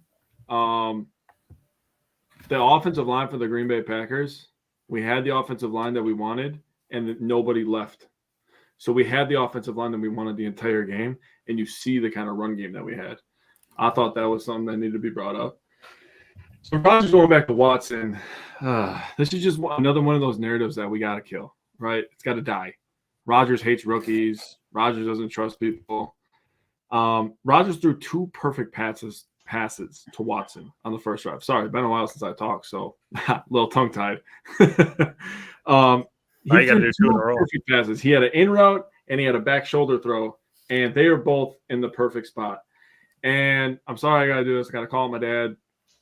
He texted me. He was like, 2 perfect passes. What's wrong with this kid? And I'm just like, relax, yo. Chill out, man. It's cool, man. It's the first drive. Let's relax. And Rodgers goes over to him and he says, "We're gonna get one of these." That was I'm paraphrasing, but he goes over. The ball's coming back to you, buddy. Yeah, he said, "We're gonna get one of these, right?" And immediately after that quote and Rodgers' belief in him, and they don't, the camera's on him for fucking 2 hours and 45 minutes, but apparently in those 15 minutes it's not. He's being It's the only one he's doing. It's the only one he's doing good things. Only when he's talking to his wide receivers during the games. But the cameraman's like, "Oh, Aaron Rodgers is talking to a wide receiver. Got to go back to Aaron Andrews." Yeah, as soon as Watson drops fair, the ball, it's just like we got to see how Rodgers reacts, right? And then he goes over and talks to him. We don't see that, right? And it's back to McCarthy. Yeah. Sorry, got to zoom out. That was rude. I just want that narrative to die. That's the reason I wanted to bring this up. Is Rodgers went right back to him right after those 2 drops. Obviously had the massive game, the big touchdown. I thought that was important to talk about, and I just hate how the camera doesn't show him. I just wanted to bring that up. Yeah. So to talk about turtleneck Rodgers, here we go, baby. So in games 32 degrees or lower, Rodgers is 28-8, 6-3 in the playoffs. He was 268 of 411, 3,558 yards, 33 touchdowns, 6 interceptions, and a 113.2 rating. I'll tell you right now, the bad man with the turtleneck is coming back on Thursday. Me and Tyler are going to be live in Lambeau. And Turtleneck Rodgers is about to destroy some Tennessee Titans, and I cannot fucking wait. Turtleneck Rodgers might be the biggest legend to ever step foot in Lambeau. I will die on that hill. What about Hoodie James Jones? No. Oh, that's a good one too. Hoodie James Jones is awesome for 1 year, but Turtleneck Rodgers has been fucking people up for years, man. I just had to bring up the hoodie. I started wearing my hoodie under my jersey after that. I'll definitely be wearing a hoodie under my jersey on Thursday night. It's gonna be cold as fuck out. Dude, it's gonna be cold as shit. Oh, you're both going to the game? Yeah. That'd be awesome. Yep. Well, I had to bring my best friend, right? I'm still in Maryland, so you're lying. And change Again, I am topic. not above it. No, You have I'm one trying more to tell talking good point, I will stories. still mute You you. guys are just Aaron Rodgers is just gonna come out looking like that old picture of The Rock, the one with the purse and the turtleneck. Fanny pack, not a purse. Yeah, whatever. You get your accessories It's right. a European handbag. Like he's gonna come out and just smoke him, looking like. Greg, I'm going to give you the same answer as they did when you asked about us being down 14 to the Cowboys. It's not panic time until they're mathematically eliminated, and even then, we're going to switch from they can still make the playoffs to what are we going to take away. with the way that we are structuring this show is we're here to talk about Wisconsin sports, but we're also here to do it in a way that can positively not only affect the four of our mental health, but of those watching us. So we want people to be able to apply these same like mindsets that we are taking to these things and apply them to their lives, because that's what we've done. And honestly, I can say personally, honestly, it has made a difference for me. This is like a really personal example, but my grandma passed away last Wednesday. Her funeral was today. And I can honestly say that like working on my mindset with this and with this show that Jake and I have taken at this route has made a difference for me. It has made a difference in the most important ways dealing with the loss of a loved one. I can honestly say that. So I don't think you're going to catch any of us panicking. I think maybe panic's the wrong word that he's trying like, to portray. We get frustrated at times. That's for certain. Bryant has the way that he takes care of it is when he's frustrated after games is he doesn't like beat Simon wants to say something completely different. Oh yeah. Or he doesn't beat anything else either. But he's like but like he takes like a half an hour after the game and then he comes back. He doesn't like stew on it or anything like that. Like there's ways of thinking about these things that even if it's failed to meet expectations. Like Jake and I dealt with this with the Brewers. The failure to meet expectations for the Brewers to miss the playoffs was a failure to meet expectations for a team that we were hoping to have a deep playoff run. There are still positive takeaways. Christian Watson's game against the Cowboys, the Packers could lose the rest of the season. That game on Sunday for Christian Watson will still be a positive takeaway of this season. Absolutely will still be a positive takeaway. Romeo Dobbs living up to the hype train will absolutely be a positive takeaway of this season, regardless of what the record is. There will still be positive takeaways, even if the expectations aren't met. And that's why, like I said, I don't think you're going to catch us panicking. Like you're not going to catch us saying some of the disgusting shit that we have seen on the internet the past 5 weeks. Absolutely. Like the word I used when I'm talking about the Badgers on Saturday was abhorrent. Like I absolutely fucking hate the way that I've seen some people reacting when things don't go our way. It's disgusting seeing people turn on their fan bases, turn on their team that they're a part of their fan base. And that's part of it. Exactly. Turning on the players. We talk about Amari Rodgers being frustrated that he turns the ball over, but still wanting him to do better somewhere else, unless he's playing against us. Yeah. And Bill, it's a big thing. A lot of places focus on the negative stuff because it gets you to click on their shit. Yeah. That's why they'll do it. What was that one you named, Bryant? Yeah. Was Wisconsin Trash Heroics or whatever? I can't remember. Because they'll put a storyline out there like Packers fans rejoice in release of disgruntled receiver or turnover prone receiver or whatever it was. I didn't look at it because it was just fucking annoying. Yeah. Because Amari Rodgers is still a person. That was so terrible, that headline. They said if he succeeds somewhere else, is Aaron Rodgers a disgruntled trash or washed up quarterback? I'm just thinking like, was he disgruntled or washed up when he won the MVP and Amari Rodgers was on the team last year? So like that's what it's very well said, Tyler. The thing is, people get into this negative mindset, and even if something positive happens, they have to say something negative about it. Look, these three will tell you I'm a totally different person during the game. I want our fan base to be passionate. Shut up. He's watched games with me live more than anyone else in my life. Like he's the only person. Smiled a lot less. So. Yeah, and both on TV we've had some good moments, and then in person we've seen like 6 or 7 games together. Yeah, but including the NFC Championship game. So talk about that one. But so I want our fans to be passionate and express emotion during the game, but that doesn't mean go on Facebook because someone dropped a pass or he gets a concussion and start just blasting him. This is why, like, what I do is whether we win or lose. Well, normally win, I'm more excited. But if we lose, I literally do like I take some, I put my phone down for like a half an hour or so, and then I get back to talking to our chat because we're already preparing for the next show right away. see, I mean, I'm not the only one that says some stuff during the game too, like, oh, this is like Amari needs to be done or whatever we need to say, right? Doesn't mean we want him said to. It, like Sammy Watkins is a perfect example. After the Detroit game, we were all saying leave him in Detroit. Yep. What I'll say is, listening to you talk about it, what I would say is that's you switching from your emotional mindset to your rational mindset. Yep. So I want to address a couple comments. Sam, thank you for thoughts and prayers. Bill, also thank you for sticking around, following with you. There's a lot of negativity out there, and honestly, social media it's just a cancer of social media negativity. It's terrible. I've brought the statistic up that I know I've brought it up on Wednesdays with Jake. You will see 9 negative posts per positive post that you will see.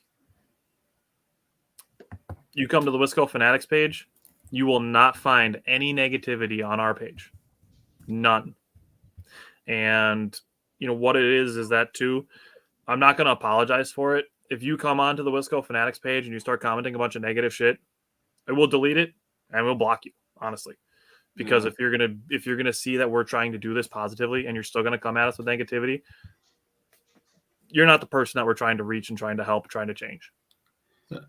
You have to be I will say though, change first. I don't mind. I don't mind criticism, right? I mean, I feel like this team, more than in our recent past, has deserved more criticism than any team. But you can also find constructive ways to put that information out there too. The way that we do and that's great. I love communicating in a constructive way with people that share, you know, like these guys. Like it's kind of how we more or less found each other. Is we just kind of talked about the Packers and that was it, and in a positive manner. And that's kind of how this came to be. And I love that. And even outside of the live show that we're having, you know, a few hours a week at least, just talking about Packers stuff and bouncing ideas off each other. Did you see this or did you see this? Yep. Or if one guy has part of a show, we'll shoot him something important about that they may or may not know. Clips from interviews, all that stuff. There's a lot that goes into it. On your point of criticism, I will say there's 2 sides of the coin where there's a lot of criticism, and on one side of the coin is complaining. Yeah. And that's what we try to avoid. The other side of the criticism coin is we, instead of saying, you know, this is the criticism we have, we instead ask the question of what can improve and then ask how. Yep. It's just that simple change from growth of asking how to improve, get better. That's a growth mindset versus complaining and just saying, this sucks. Where do you grow from this sucks? Fire the coach, trade this guy, trade that guy, fire the GM, fire this guy, fire that trade. What does that solve? That's where you go from there. And I'm all for criticism, but when you come with it, just come with an educated responsibility to talk on it. We did this. Me and Simon wrote each like opposing articles in our Wisco Ball blog where I took the trend analysis for Amari Rodgers, and obviously I'm not like trying to rub it in Simon's face like I was right. I don't care that I was right. The fact was that it was really fun to read, you know, going back and looking at what I wrote and then versus what Simon wrote, like, hey, let's continue to give him a chance.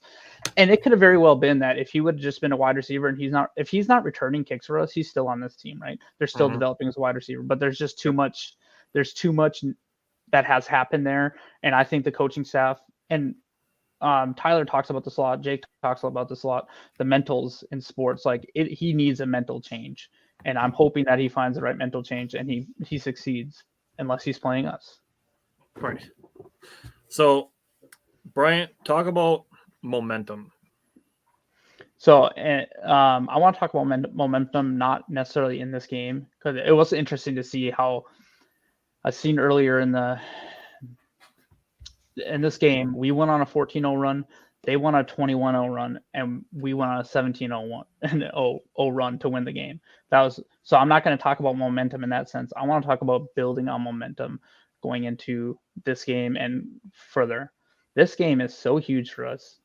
If we can take care of business Thursday night against a really good Titans team, but I would argue a Titans team that is very similar to the team we just beat, right? So with their front line and everything like that, but actually their passing offense is a lot worse. But if we can build this momentum, get into a mini bye, we already seen Philly trip up a little bit. I can't remember who they play next weekend, but if we can just, we talked about it, if we can just, this is the type of team that can go on a run and on a tear, and if they start playing the way they can play and Aaron Rodgers gets hot, we can beat anyone in this league. Defense at any given moment can shut down a team just from the skill that's on it, right? So they play the Colts this weekend. So I just like, this is such a huge game for us, building momentum. So one of my huge, like, what's at, some people do a what's at stake, and it's the momentum and getting into a mini bye. This team needs a break and a mini bye. If they can go in and take care of business, and then Matt LaFleur gets to walk in that locker room and say, "I'll see you on Monday." That's like, I feel like it's going to rejuvenate this team so much and be like, I think okay, it would be good for the fan base too to have 10 days off with a win than 10 days off with a loss. Yeah. It's just three more extra days to stew on a loss. I'm going to tell you right now, I'm not going to be here next week for the show because I'm going on a family vacation.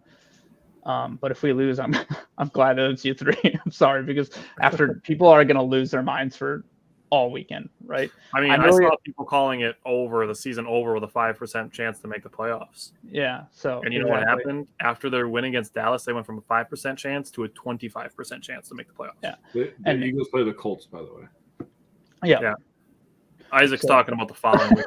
I know. Bryant meant this coming weekend when he said next weekend. I know. Yeah. Sorry. Did I not just say that? You did. Week 11. Okay, I was gonna say Bryant was reiterating. Yeah. So the other thing, but if we can build the momentum, just to finish up, if we can build the momentum, give them a mental break, and get ready for this final push, like, this team will feel like a different team if they're 5-6, getting a mini bye, heading into Philadelphia, where it's probably going to be cold. It's going to be the type of weather we want to play in. And guess how they just got beat last night? By running the ball down their throats. And guess what this team can do? Aaron Rodgers said this a couple weeks ago. He said the weather's turning cold and we can run the ball really well. Guess what? It's really starting to turn cold. So I really hope we can build this momentum. I think it'd be huge for this team, and I'm really excited to see what we can do with it if we can continue to if we take care of business on Thursday night. That actually ties really well into Sam's question. He actually asked if predictions on Dylan going off against the Titans again. Last time we played the Titans, it was snowing. And AJ Dillon ran for 123 yards or something like that. Yep. And more importantly, we held Cobb returning this week too. We did actually mention Cobb when we were talking about the injury report, and how that also factored into the release of Amari Rodgers. But and I think it's going forward, we need the AJ Dillon that we got in the Dallas game. I think Bryant said that was his best. It was either Bryant or Simon said that it was his best game of the season, and I agree. Bryant. Yeah, I suppose that was smart. So I probably didn't. I'm just kidding. So the other thing that I wanted to talk about was not quitting on the team. Jake, Brian, and I were on the show last week, and we talked about reasons not to quit. Mm-hmm. Not only did it send, potentially negative ideas to the young guys, like to say it's okay to give up when you're done, and we didn't stand for that, and we don't. So last time the Packers were down 14 and came back to win was actually in Detroit in 2019. They came back to win 23-20. Jake brought up the Rudy Ford interception. The Packers could have gone down 14-0 early in this game, and Rudy Ford came up with an interception.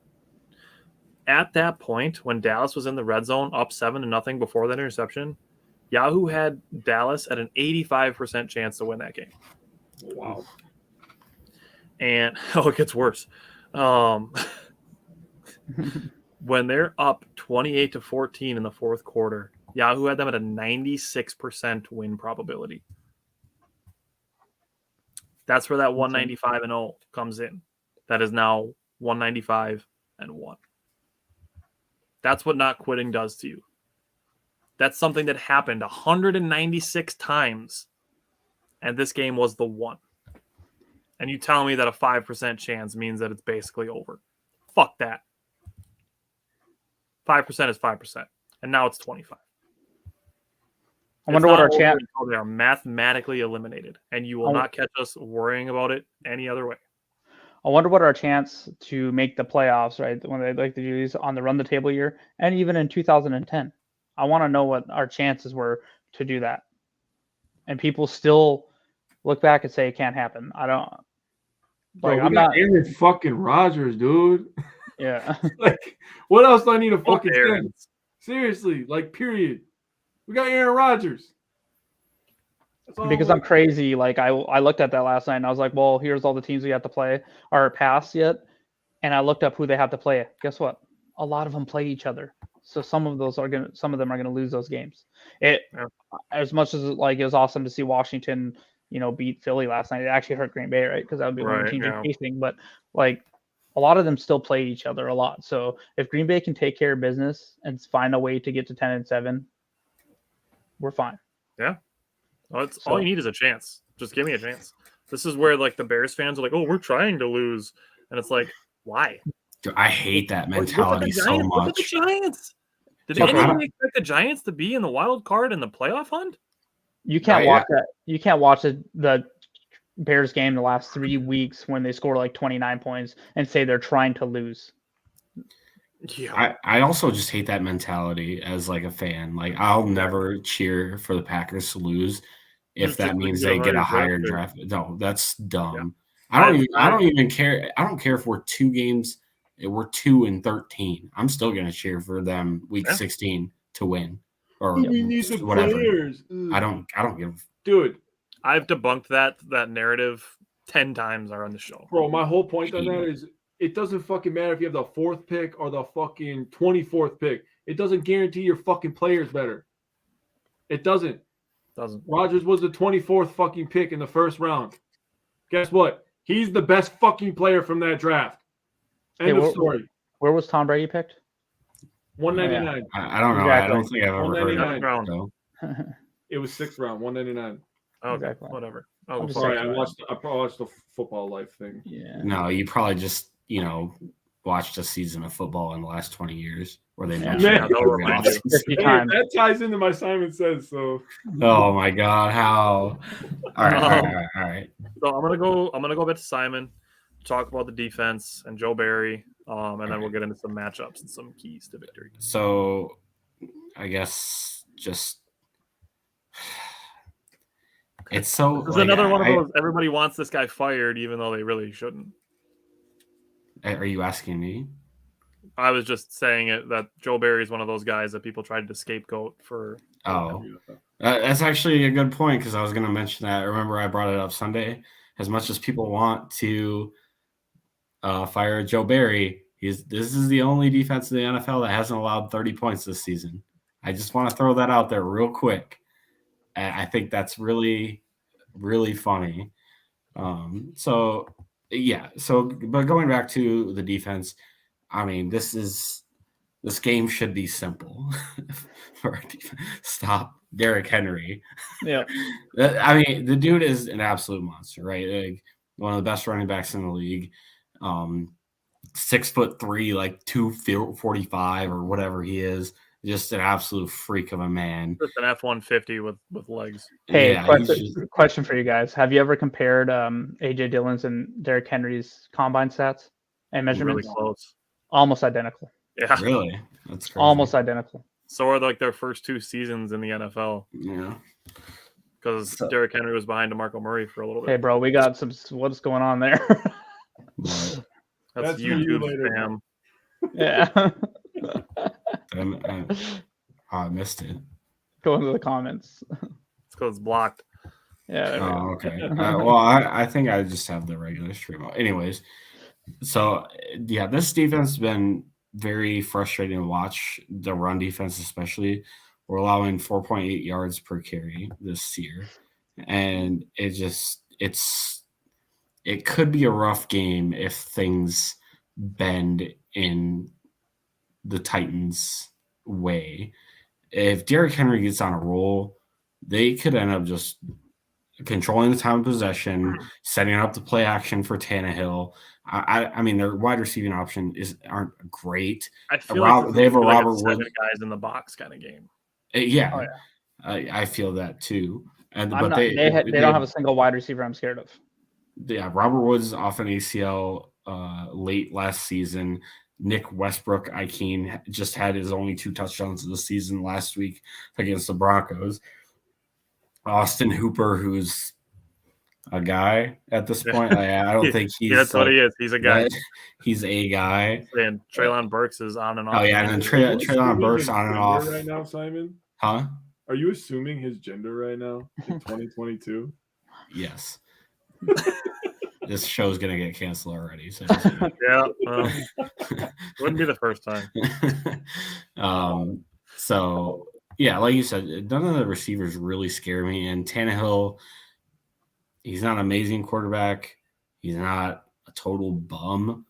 He does have. That's not going to win you games or lose you games. Is how I feel about it. He does have a little bit of athleticism to him. I think back to the Miami. What's up?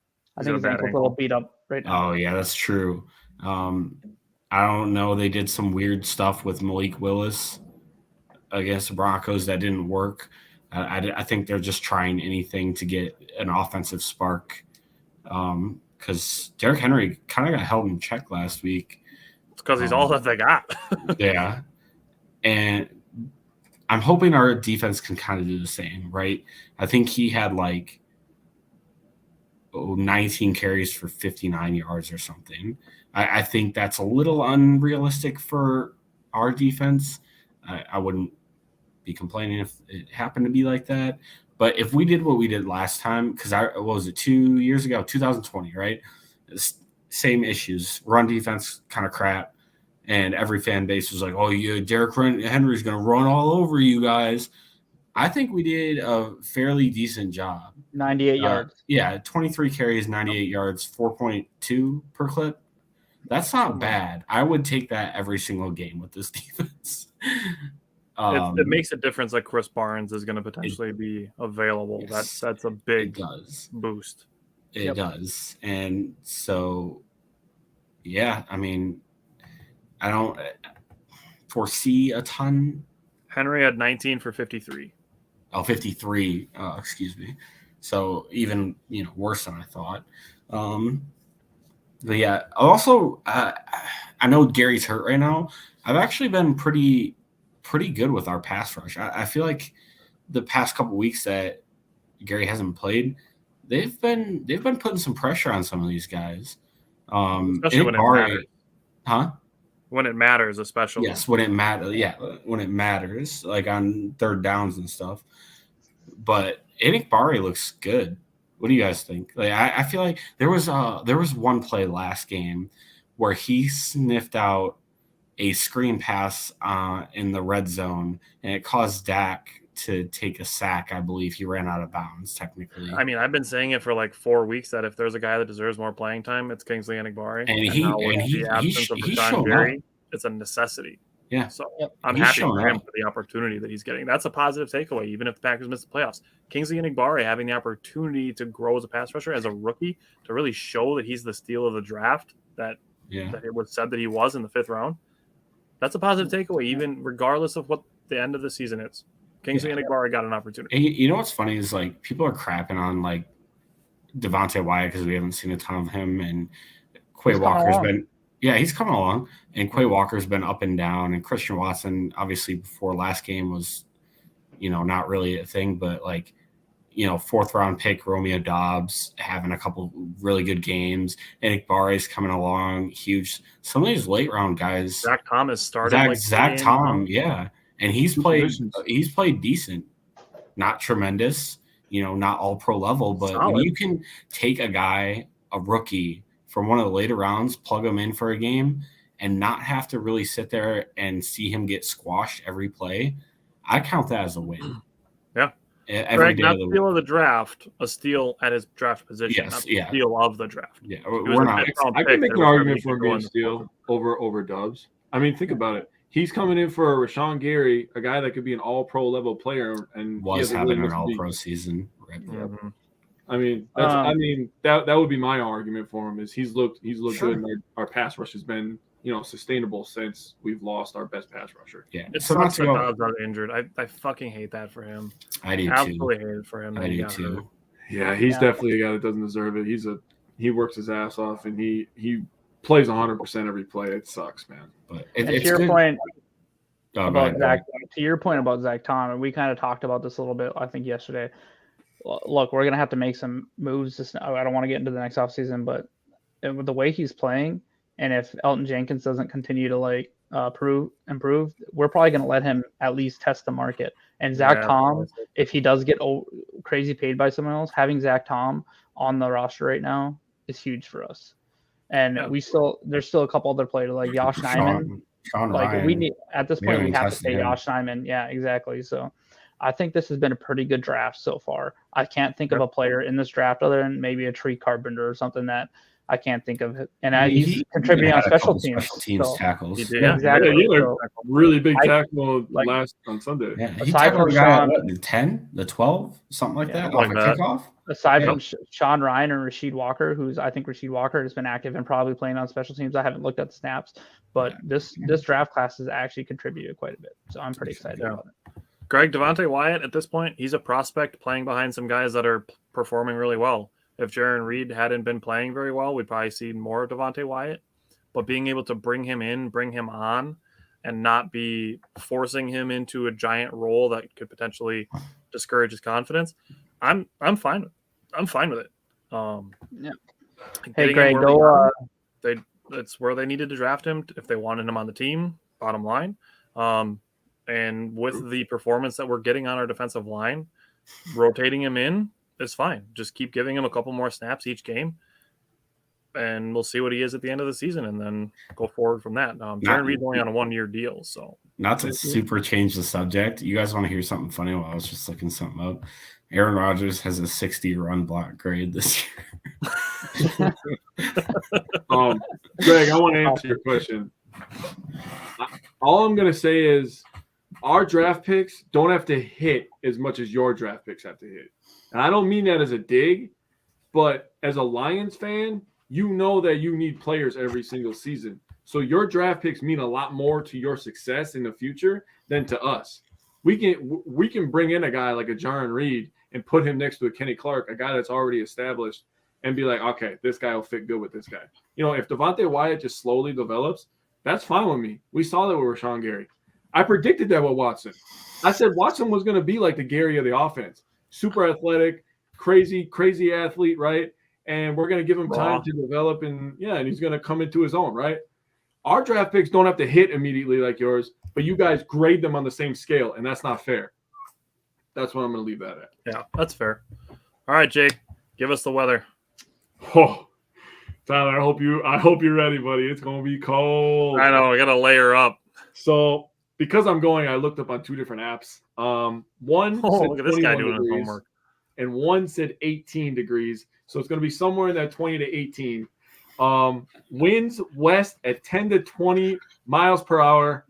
And oddly enough, on the weather report, it said 1 Packers win. So they called it. That's all I'm saying. Good to know. Dubs. All right. So let's get into some keys of victory. Bryant pretty much already revealed mine when. Okay. Bro, you got. All right. Anyways, so on the keys to victory. So my key to victory, since we lost Tyler here, he's just frozen with all his glory. Not giving. Just keep going. Okay, try now, buddy. Go ahead. I don't know what happened. I just work here. My key to victory was keeping Tennessee honest by using the run game, even for modest gains. Those 2-3 yard gains we talk about with AJ Dillon all the time. Apparently my joke was too much for Jake. That was a great joke. That was great timing. I appreciated that. That was awesome. Using the run game to keep the passing game honest, using the running game to keep the Tennessee defense honest. That's my key to victory. Bryant, you started talking, so you can give yours. Yeah, so my key to victory, and I'm sure it's everyone's, and aside from yours, is just slowing down Derrick Henry. So look, I didn't get to talk too much about the offense, but I just want to say this real quick. They're the lowest yards per game in the league in passing with only 140. Sorry, second lowest in the league with only 148 yards per game. You want to guess who's the lowest? Oh, Chicago. Chicago Bears at 128 yards, but he's an elite quarterback. It's okay. So, and they've only had 8 touchdowns on the year. they have allowed 21 sacks, so that it's the middle of the pack, kind of like Green Bay. Now their front seven is nastier than ours right now because of injuries and stuff for us, but we should be able to pressure him a little bit, and I don't anticipate them throwing on us a lot. So I do feel like for my key to victory, we can stack the box a lot more. And this is a team we kind of like when we played. Tannehill is better than Bailey Zappi right now in his career, but kind of like when we played him, I said we need to make him beat us deep. We need to make Tannehill try to beat us deep because I don't think they have someone on their team that's going to. I don't think they have a deep threat. So the key focus has got to be slowing down Derrick Henry because he's the runner that gets stronger as the game goes along. Kind of like AJ Dillon in that sense. Or AJ Dillon's like Henry in that sense is how I should say that. Like if they get going, they get stronger throughout the game. If he, like Simon said, if he puts up like 100 or 75 yards in the first half, we're in for a very long. Not saying we can't win, but we're in for a very long game. So. Kind of like how you talked about our defense versus them, our offense, if we can get out to a couple score lead and force them to throw the ball, it's going to play right into our hands like it did when we beat them like 40-14. Greg, I brought this up when we played the Bears, that if you took Rodgers passing touchdowns just against the Bears, that he would be 5th all time in passing touchdowns for the Bears franchise. So, I know you said they don't really have a deep threat necessarily, but Westbrook-Ikhine does have an average depth of target of 16 yards. Yeah. So, I mean, that's So fairly. So did Kimmeray DK and Keontez Lewis, but I'm not saying it'll amount to anything. I'm just saying that he would be the guy if they're gonna try to chuck it deep. It's gonna be him. Robert Woods just doesn't have the speed. He's always been a possession and guy. And Treylon Burks isn't that guy, in my opinion, either. Yeah, I love Robert Woods. He's a great wide receiver, I do especially too. before his ACL tear. I remember me and Simon wanting us to try to get him some way. He's one of my favorite non-Packer players. I'll be trees. Yeah, our linebackers and safeties need to strap up and get ready to hit this dude. There's no arm tackling. No. Derrick Henry. Okay, so get ready to play a physical game. Yeah, I already talked about Derrick Henry, I feel like, enough. And I was going to make the point that their pass rush is – I think they have 3 sacks in 5 straight games. So their pass rush can kind of – they can get there, which also brings me to my next point. And I want to say I fucking told you so about David Bakhtiari. Every game he goes out there and lays up a fat 0 in the sack column. I'm so happy that I can't wait to clip that. I can't wait to clip that. What? I fucking told you so about David Bakhtiari putting up a fat 0. I fucking told you so. Look, and this goes back to like us being better fans. Just be patient. This guy. Oh no! You can't be patient. What the hell's the matter with you? I got so sick of hearing of that. He's missed 2 seasons. I'm so sick of hearing it that we wrote an article about it, right? Like, it's not true, and people just didn't want to let this guy get back. We're freaking out because they took him out in turf games. So in the 7 games he's been back, 0 sacks, 6 pressures allowed. I can only think of 2 penalties. I'd have to. He has a few, but like even the one that was called on him this time, the announcers was like, "I don't know about that one." Oh yeah, that was a bad one. That was a trash call. Yeah. Yeah, Danico Autry, I brought him up, Greg. He's got 7 sacks on the season. He's going to need to be accounted for. I mentioned similar to the way that Micah Parsons and he has 4. Better not let Bach get a hold of him. It's over then. And that's where we mentioned that Yash Nyman, outside of his 1 holding penalty, which was a smart play, was very good against Micah. He's been Parsons. playing really well at right tackle. Yeah, but Bakhtiari has been a set it and forget it guy since he's been back. Outside that one game where he was just kind of randomly out. I think they were just playing cautious, which is fine by me. But he's been a steadfast for that offensive line, which is what we paid him to do. Mm-hmm. So all the guys saying he's not earning his paycheck, he's fucking earning it now. Yep.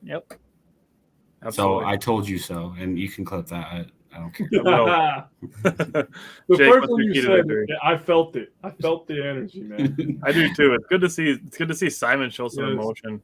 No. It's terrible. I hate it. Jake, what's your key to victory? All right. So last week I talked a lot about how competitors don't give up. You got to show heart. You got to show up to work. And you got to just want to win, and, the opportunity to be in the NFL is very rare. So my key this week is to bounce off of that. It's to take momentum, hold on to momentum, and God damn it, be ready to be physical. Because the Tennessee Titans, if they're anything, they play fucking hard. Okay, Vrabel has those boys playing hard, running around playing hard, right? Extremely physical. So if you're not ready, you don't have your chin strap bolt snapped up on both sides, man, you're gonna get hit and it's gonna hurt. It's gonna be cold. So my key to victory is be physical, play fast, and hold on to momentum. We got to protect home court, man, home field, I guess. So I know Bryant is worried about me stealing his score prediction, but I'm sure Bryant's got 11. Simon says this week. So, how many you got? I got 3. Jake, how many do you have? I got 2. Okay, I have 1. So Bryant, go first and give 2 right away. 3-2-1. Okay, so my first one is 2 years ago. The Packers held Derrick Henry to 98 yards on 23 carries. They repeat that performance and hold him to less than 100 yards. No. Just no. He just goes no. What if Derrick Henry rushes for 120 yards, but Tannehill passes for less than 200? I could see that. I still feel that that's a formula for the Packers to win. I mean, I don't think that would be a losing effort. I think the Packers could very well win off of that defensive effort. All right, give me another one, Brian. Okay, my second one is Christian Watson follows up his performance with another 100-yard game and 2 touchdowns. Damn. With Cobb back, that's tough. Cobb's not going to take any deep He's throws. getting lots of one-on-ones with Cobb back. That's all I'm saying. I think so. And they took some shots on 3rd down to him, too. And 4th down, shit. Yeah. Do you think it's more like? Let me phrase it this way: do you think it's more likely he goes for 102 touchdowns, or he goes for 20 yards and no touchdown? He's getting the touchdown. The 2 touchdowns. I think after last week, I think, and the Titans secondary is what it is. Yeah, that's true too. I think that it's more likely that he goes for 102. They're going to take shots. Yeah, and they're going to take shots. Bill brought especially up if he's just out there on his Sunday jog, out in the field. That's a good point, Bill. What do you say? North Dakota State plays in a dome, but definitely in Montana and stuff, they play outside. Mm-hmm. Yeah. All right, Jake, give me one. I just want to talk about that last one real quick. I think it's very possible that if we stop the run, that the Titans go 3 and out a lot. They don't have a wide receiver with 300 fucking yards, and now they have to try to throw the ball in the cold. So I mean, it's very possible if we stop the run that we get a couple extra possessions. I definitely think Watson gets 1, maybe 2 touchdowns this week if we take some deep shots. Yeah, I can see that. My first one is Rodgers back-to-back multi-touchdown games. Does that not happen this year? Yeah. I mean, people talking bad about him. I just wanted to bring it up. I'll take that. I'll take that at home. Okay. I'll buy that. All right, my one. Tennessee scores 17 points for the 4th straight week. Wait, what did I write? That's actually yeah, you so bastard. Fun. Yeah. Literally both my head and heart are both that. For the my heart is my head. The funny part is I didn't even know that's the case. I didn't know that. I didn't know that either. 3 straight weeks of 17 points. That's pretty funny. Yeah. I'll take that. I'll buy that. All right, Bryant, give me your last one. My last prediction is that Aaron Rodgers gets his first rushing touchdown of the season. Ooh, that could be interesting. Yeah, well, I'll take that. That'd be fun. I would love to see that.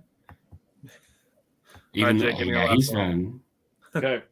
Over or under the amount of times the announcers mentioned Davante Adams? God damn it. 69. Over or under 3 times they mentioned Davante Adams? Under. I think. Ooh, yeah, under. Bro, it's our first Thursday night game, bro. That's all I'm saying. They haven't had a chance to talk about that yet. That's why I brought it up. Wait, what do you mean by that? They're on Amazon Prime Because it's on Amazon, so it was different announcers, so they haven't got to talk about Davante Adams. Oh, I didn't even think. Okay, yeah, shit. So are you saying like 3 separate times they say his name, even if they're all talk? Dude. Okay, but if they're are you talking 3 separate times throughout the game? Or are you talking like if they that, go on a little rant, are they going to say? I think he's talking 3 different times. Just mentioning him, dude. Think about it. When Watson's going crazy, they talk. When they did on his first touchdown, they were like, "Oh, that's what Davante Adams would do. He would track." When we sucked, they talk about how we missed Davante. Over or under 3 times. Oh, now that you mention it, I would have taken the over if you said 2.5. Now that I'm thinking about it, and that's what you said. I'll probably take the over. I think it's gonna be do you include halftime or just the announcers of the game? I'll include the pregame. I'll include the postgame. Bro, they got over easily. I'll smash that over button. Smash that over. Really, the reason I brought this up is because I wanted people to stop fucking talking about it. He's not on our goddamn team anymore. Yeah, his quarterback is trying, and they're 2-7 of the season. I think right. All right. I told everybody that Josh McDaniels sucks. Hey, real quick before we do this, do you think Adams went home and like punched air when he sees Carr like crying at the podium? He's like, "What did I do?" Like. I think we know certain people in the fan base that were calling Christian Watson glass and a bust in our own fan base, seeing Watson score 3 touchdowns and then us being like, and then dude's just at home like. He's like watching Aaron Rodgers throw touchdown passes, like that meme where he's just touching the picture, like throwing touchdown passes to Christian Watson, just crying. All right, I do have one though. Simon's all right. So Packers disregard the Titans' run defense. Aaron Jones goes over for 130 for the 4th time this year. 130? Yeah. Scrimmage or total? He's done that 3 times already. Rushing. He's rushed for 130 times already. 30 yards 3 times already. Oh wow. He did it against the Bills, the Cowboys, and Chicago. Yep. He also had 110 versus New England. That's 2 really good, or it's 2 decent rush defenses too. I could see it. I'll say yes. Remember, the Bills had the number 1 rush defense going into that game, and they were only allowing 3.5 yards per game. They were just letting us run the ball because it would take clock away. Oh, boy. Couldn't be that the Packers were doing something well. Had to be that the Bills were letting us do it. Absolutely. I don't know. Ask the Bears fans; they'll tell you the truth. They're really the experts about rushing the ball now. Do you know that? Yeah. Well, yeah. Hey, David Montgomery was in the top 100 this year, and Aaron Jones looking for a receiver. Oh, weird, right? What was the thing? I don't know if Jair is going to get another pick. It's just going to. They're like Tannehill's not airing the ball out like that. Bro, how crazy! It's going to be a lot close to the line. The Cowboys targeted Jair 12 fucking times. That is wild to me. Yeah. That is wild. I had never seen that. I don't remember the last time. Well, strategy, Cotton. See if it pays off for him. It once. You guys know that Aaron Jones is about to eclipse his rushing yards from last year already. Yeah. Told you he's our best player. He's approaching being the 3rd leading rusher in Green Bay history or 4th? One of the 2. I forget. Aaron Rodgers is 11th though. Yeah. That's like Bobby Portis being 25th in 3-point makes for the Bucs as Let's Aaron go. Rodgers being 11th in rushing yards. Yeah, I'm like, where the hell did that come from? What was he needs 280 to pass 20? Yeah, something like that. Something like that. I looked it up. I mean, that's pretty wild. I know it's not super wild if you sit there and think about it, but it's kind of it's up there. I think that's an accomplishment. All right. So my score prediction from the head is 23-20 Packers. I don't see this game being a blowout just because, like Jake and everybody has said, it's going to be tough, physical, ground and pound, cold, tough. I'm going to say tough again. It's going to be tough. This game's going to be tough. So it's going to be tough. So 23-20 in a tough game. Jake's, what's your score prediction from the head? I have 30-21. I'm going to write down Bills real quick here. Yeah, Bill's got his. Bills from the head is 23 or 24-20, so close to mine. Simon, what is your score prediction from the head? 2017. 2017, another 3-point game. Bryant? Same as Simon, 2017. Let's go. All I right. swear we don't coordinate this at all every time. Look at both of you. You guys are linked elbows. I get to do my time. heart first. Damn it. All right, Brian. I went for you last because I'm gonna let you go first on the score prediction from the heart. So for my heart, is 27-17. Okay. Guess what mine is? I don't know. Well, what is yours, Simon? Simon's next. I got 24-13. Ooh. Jake, what's your prediction from the heart? 35-14. We're gonna smack these boys around on Thursday night. Damn. Yeah, I'm ready for it. Simon have hidden walkie-talkies. No, it's not hidden. They're fully just in love at this I point. know where they would hide them though. I'll tell you that. That's true. Prison wallet. I was just gonna say the prison wallet.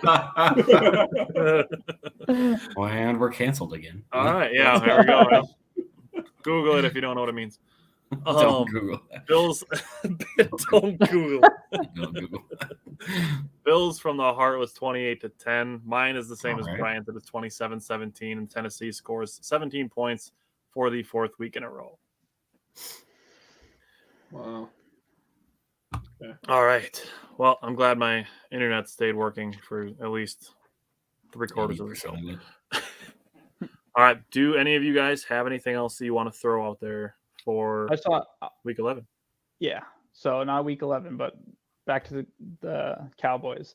I just want to say I find so much joy in beating this team because I don't know if y'all have watched, and this has been brought up in the past, but Jerry Jones hates the fact that there's revenue sharing. He would love nothing more for the Packers not to have a team. So the fact that we continue to own his team, we've won a Super Bowl in his building. Like there's like nothing brings me quite as much joy as beating the Dallas Cowboys. Like that dude can screw off, right? He doesn't want the Packers around, probably because we own him. So the fact that we can, I don't know how the rest of the season is going to go. I feel good about it. But the fact that no matter what it goes, I can say once again, we beat the Dallas Cowboys. I love it. So on 195-1. On that, I think we're like, well, I saw a graphic the other day that said we were like 8th in average fan attendance or something along those lines. Yeah.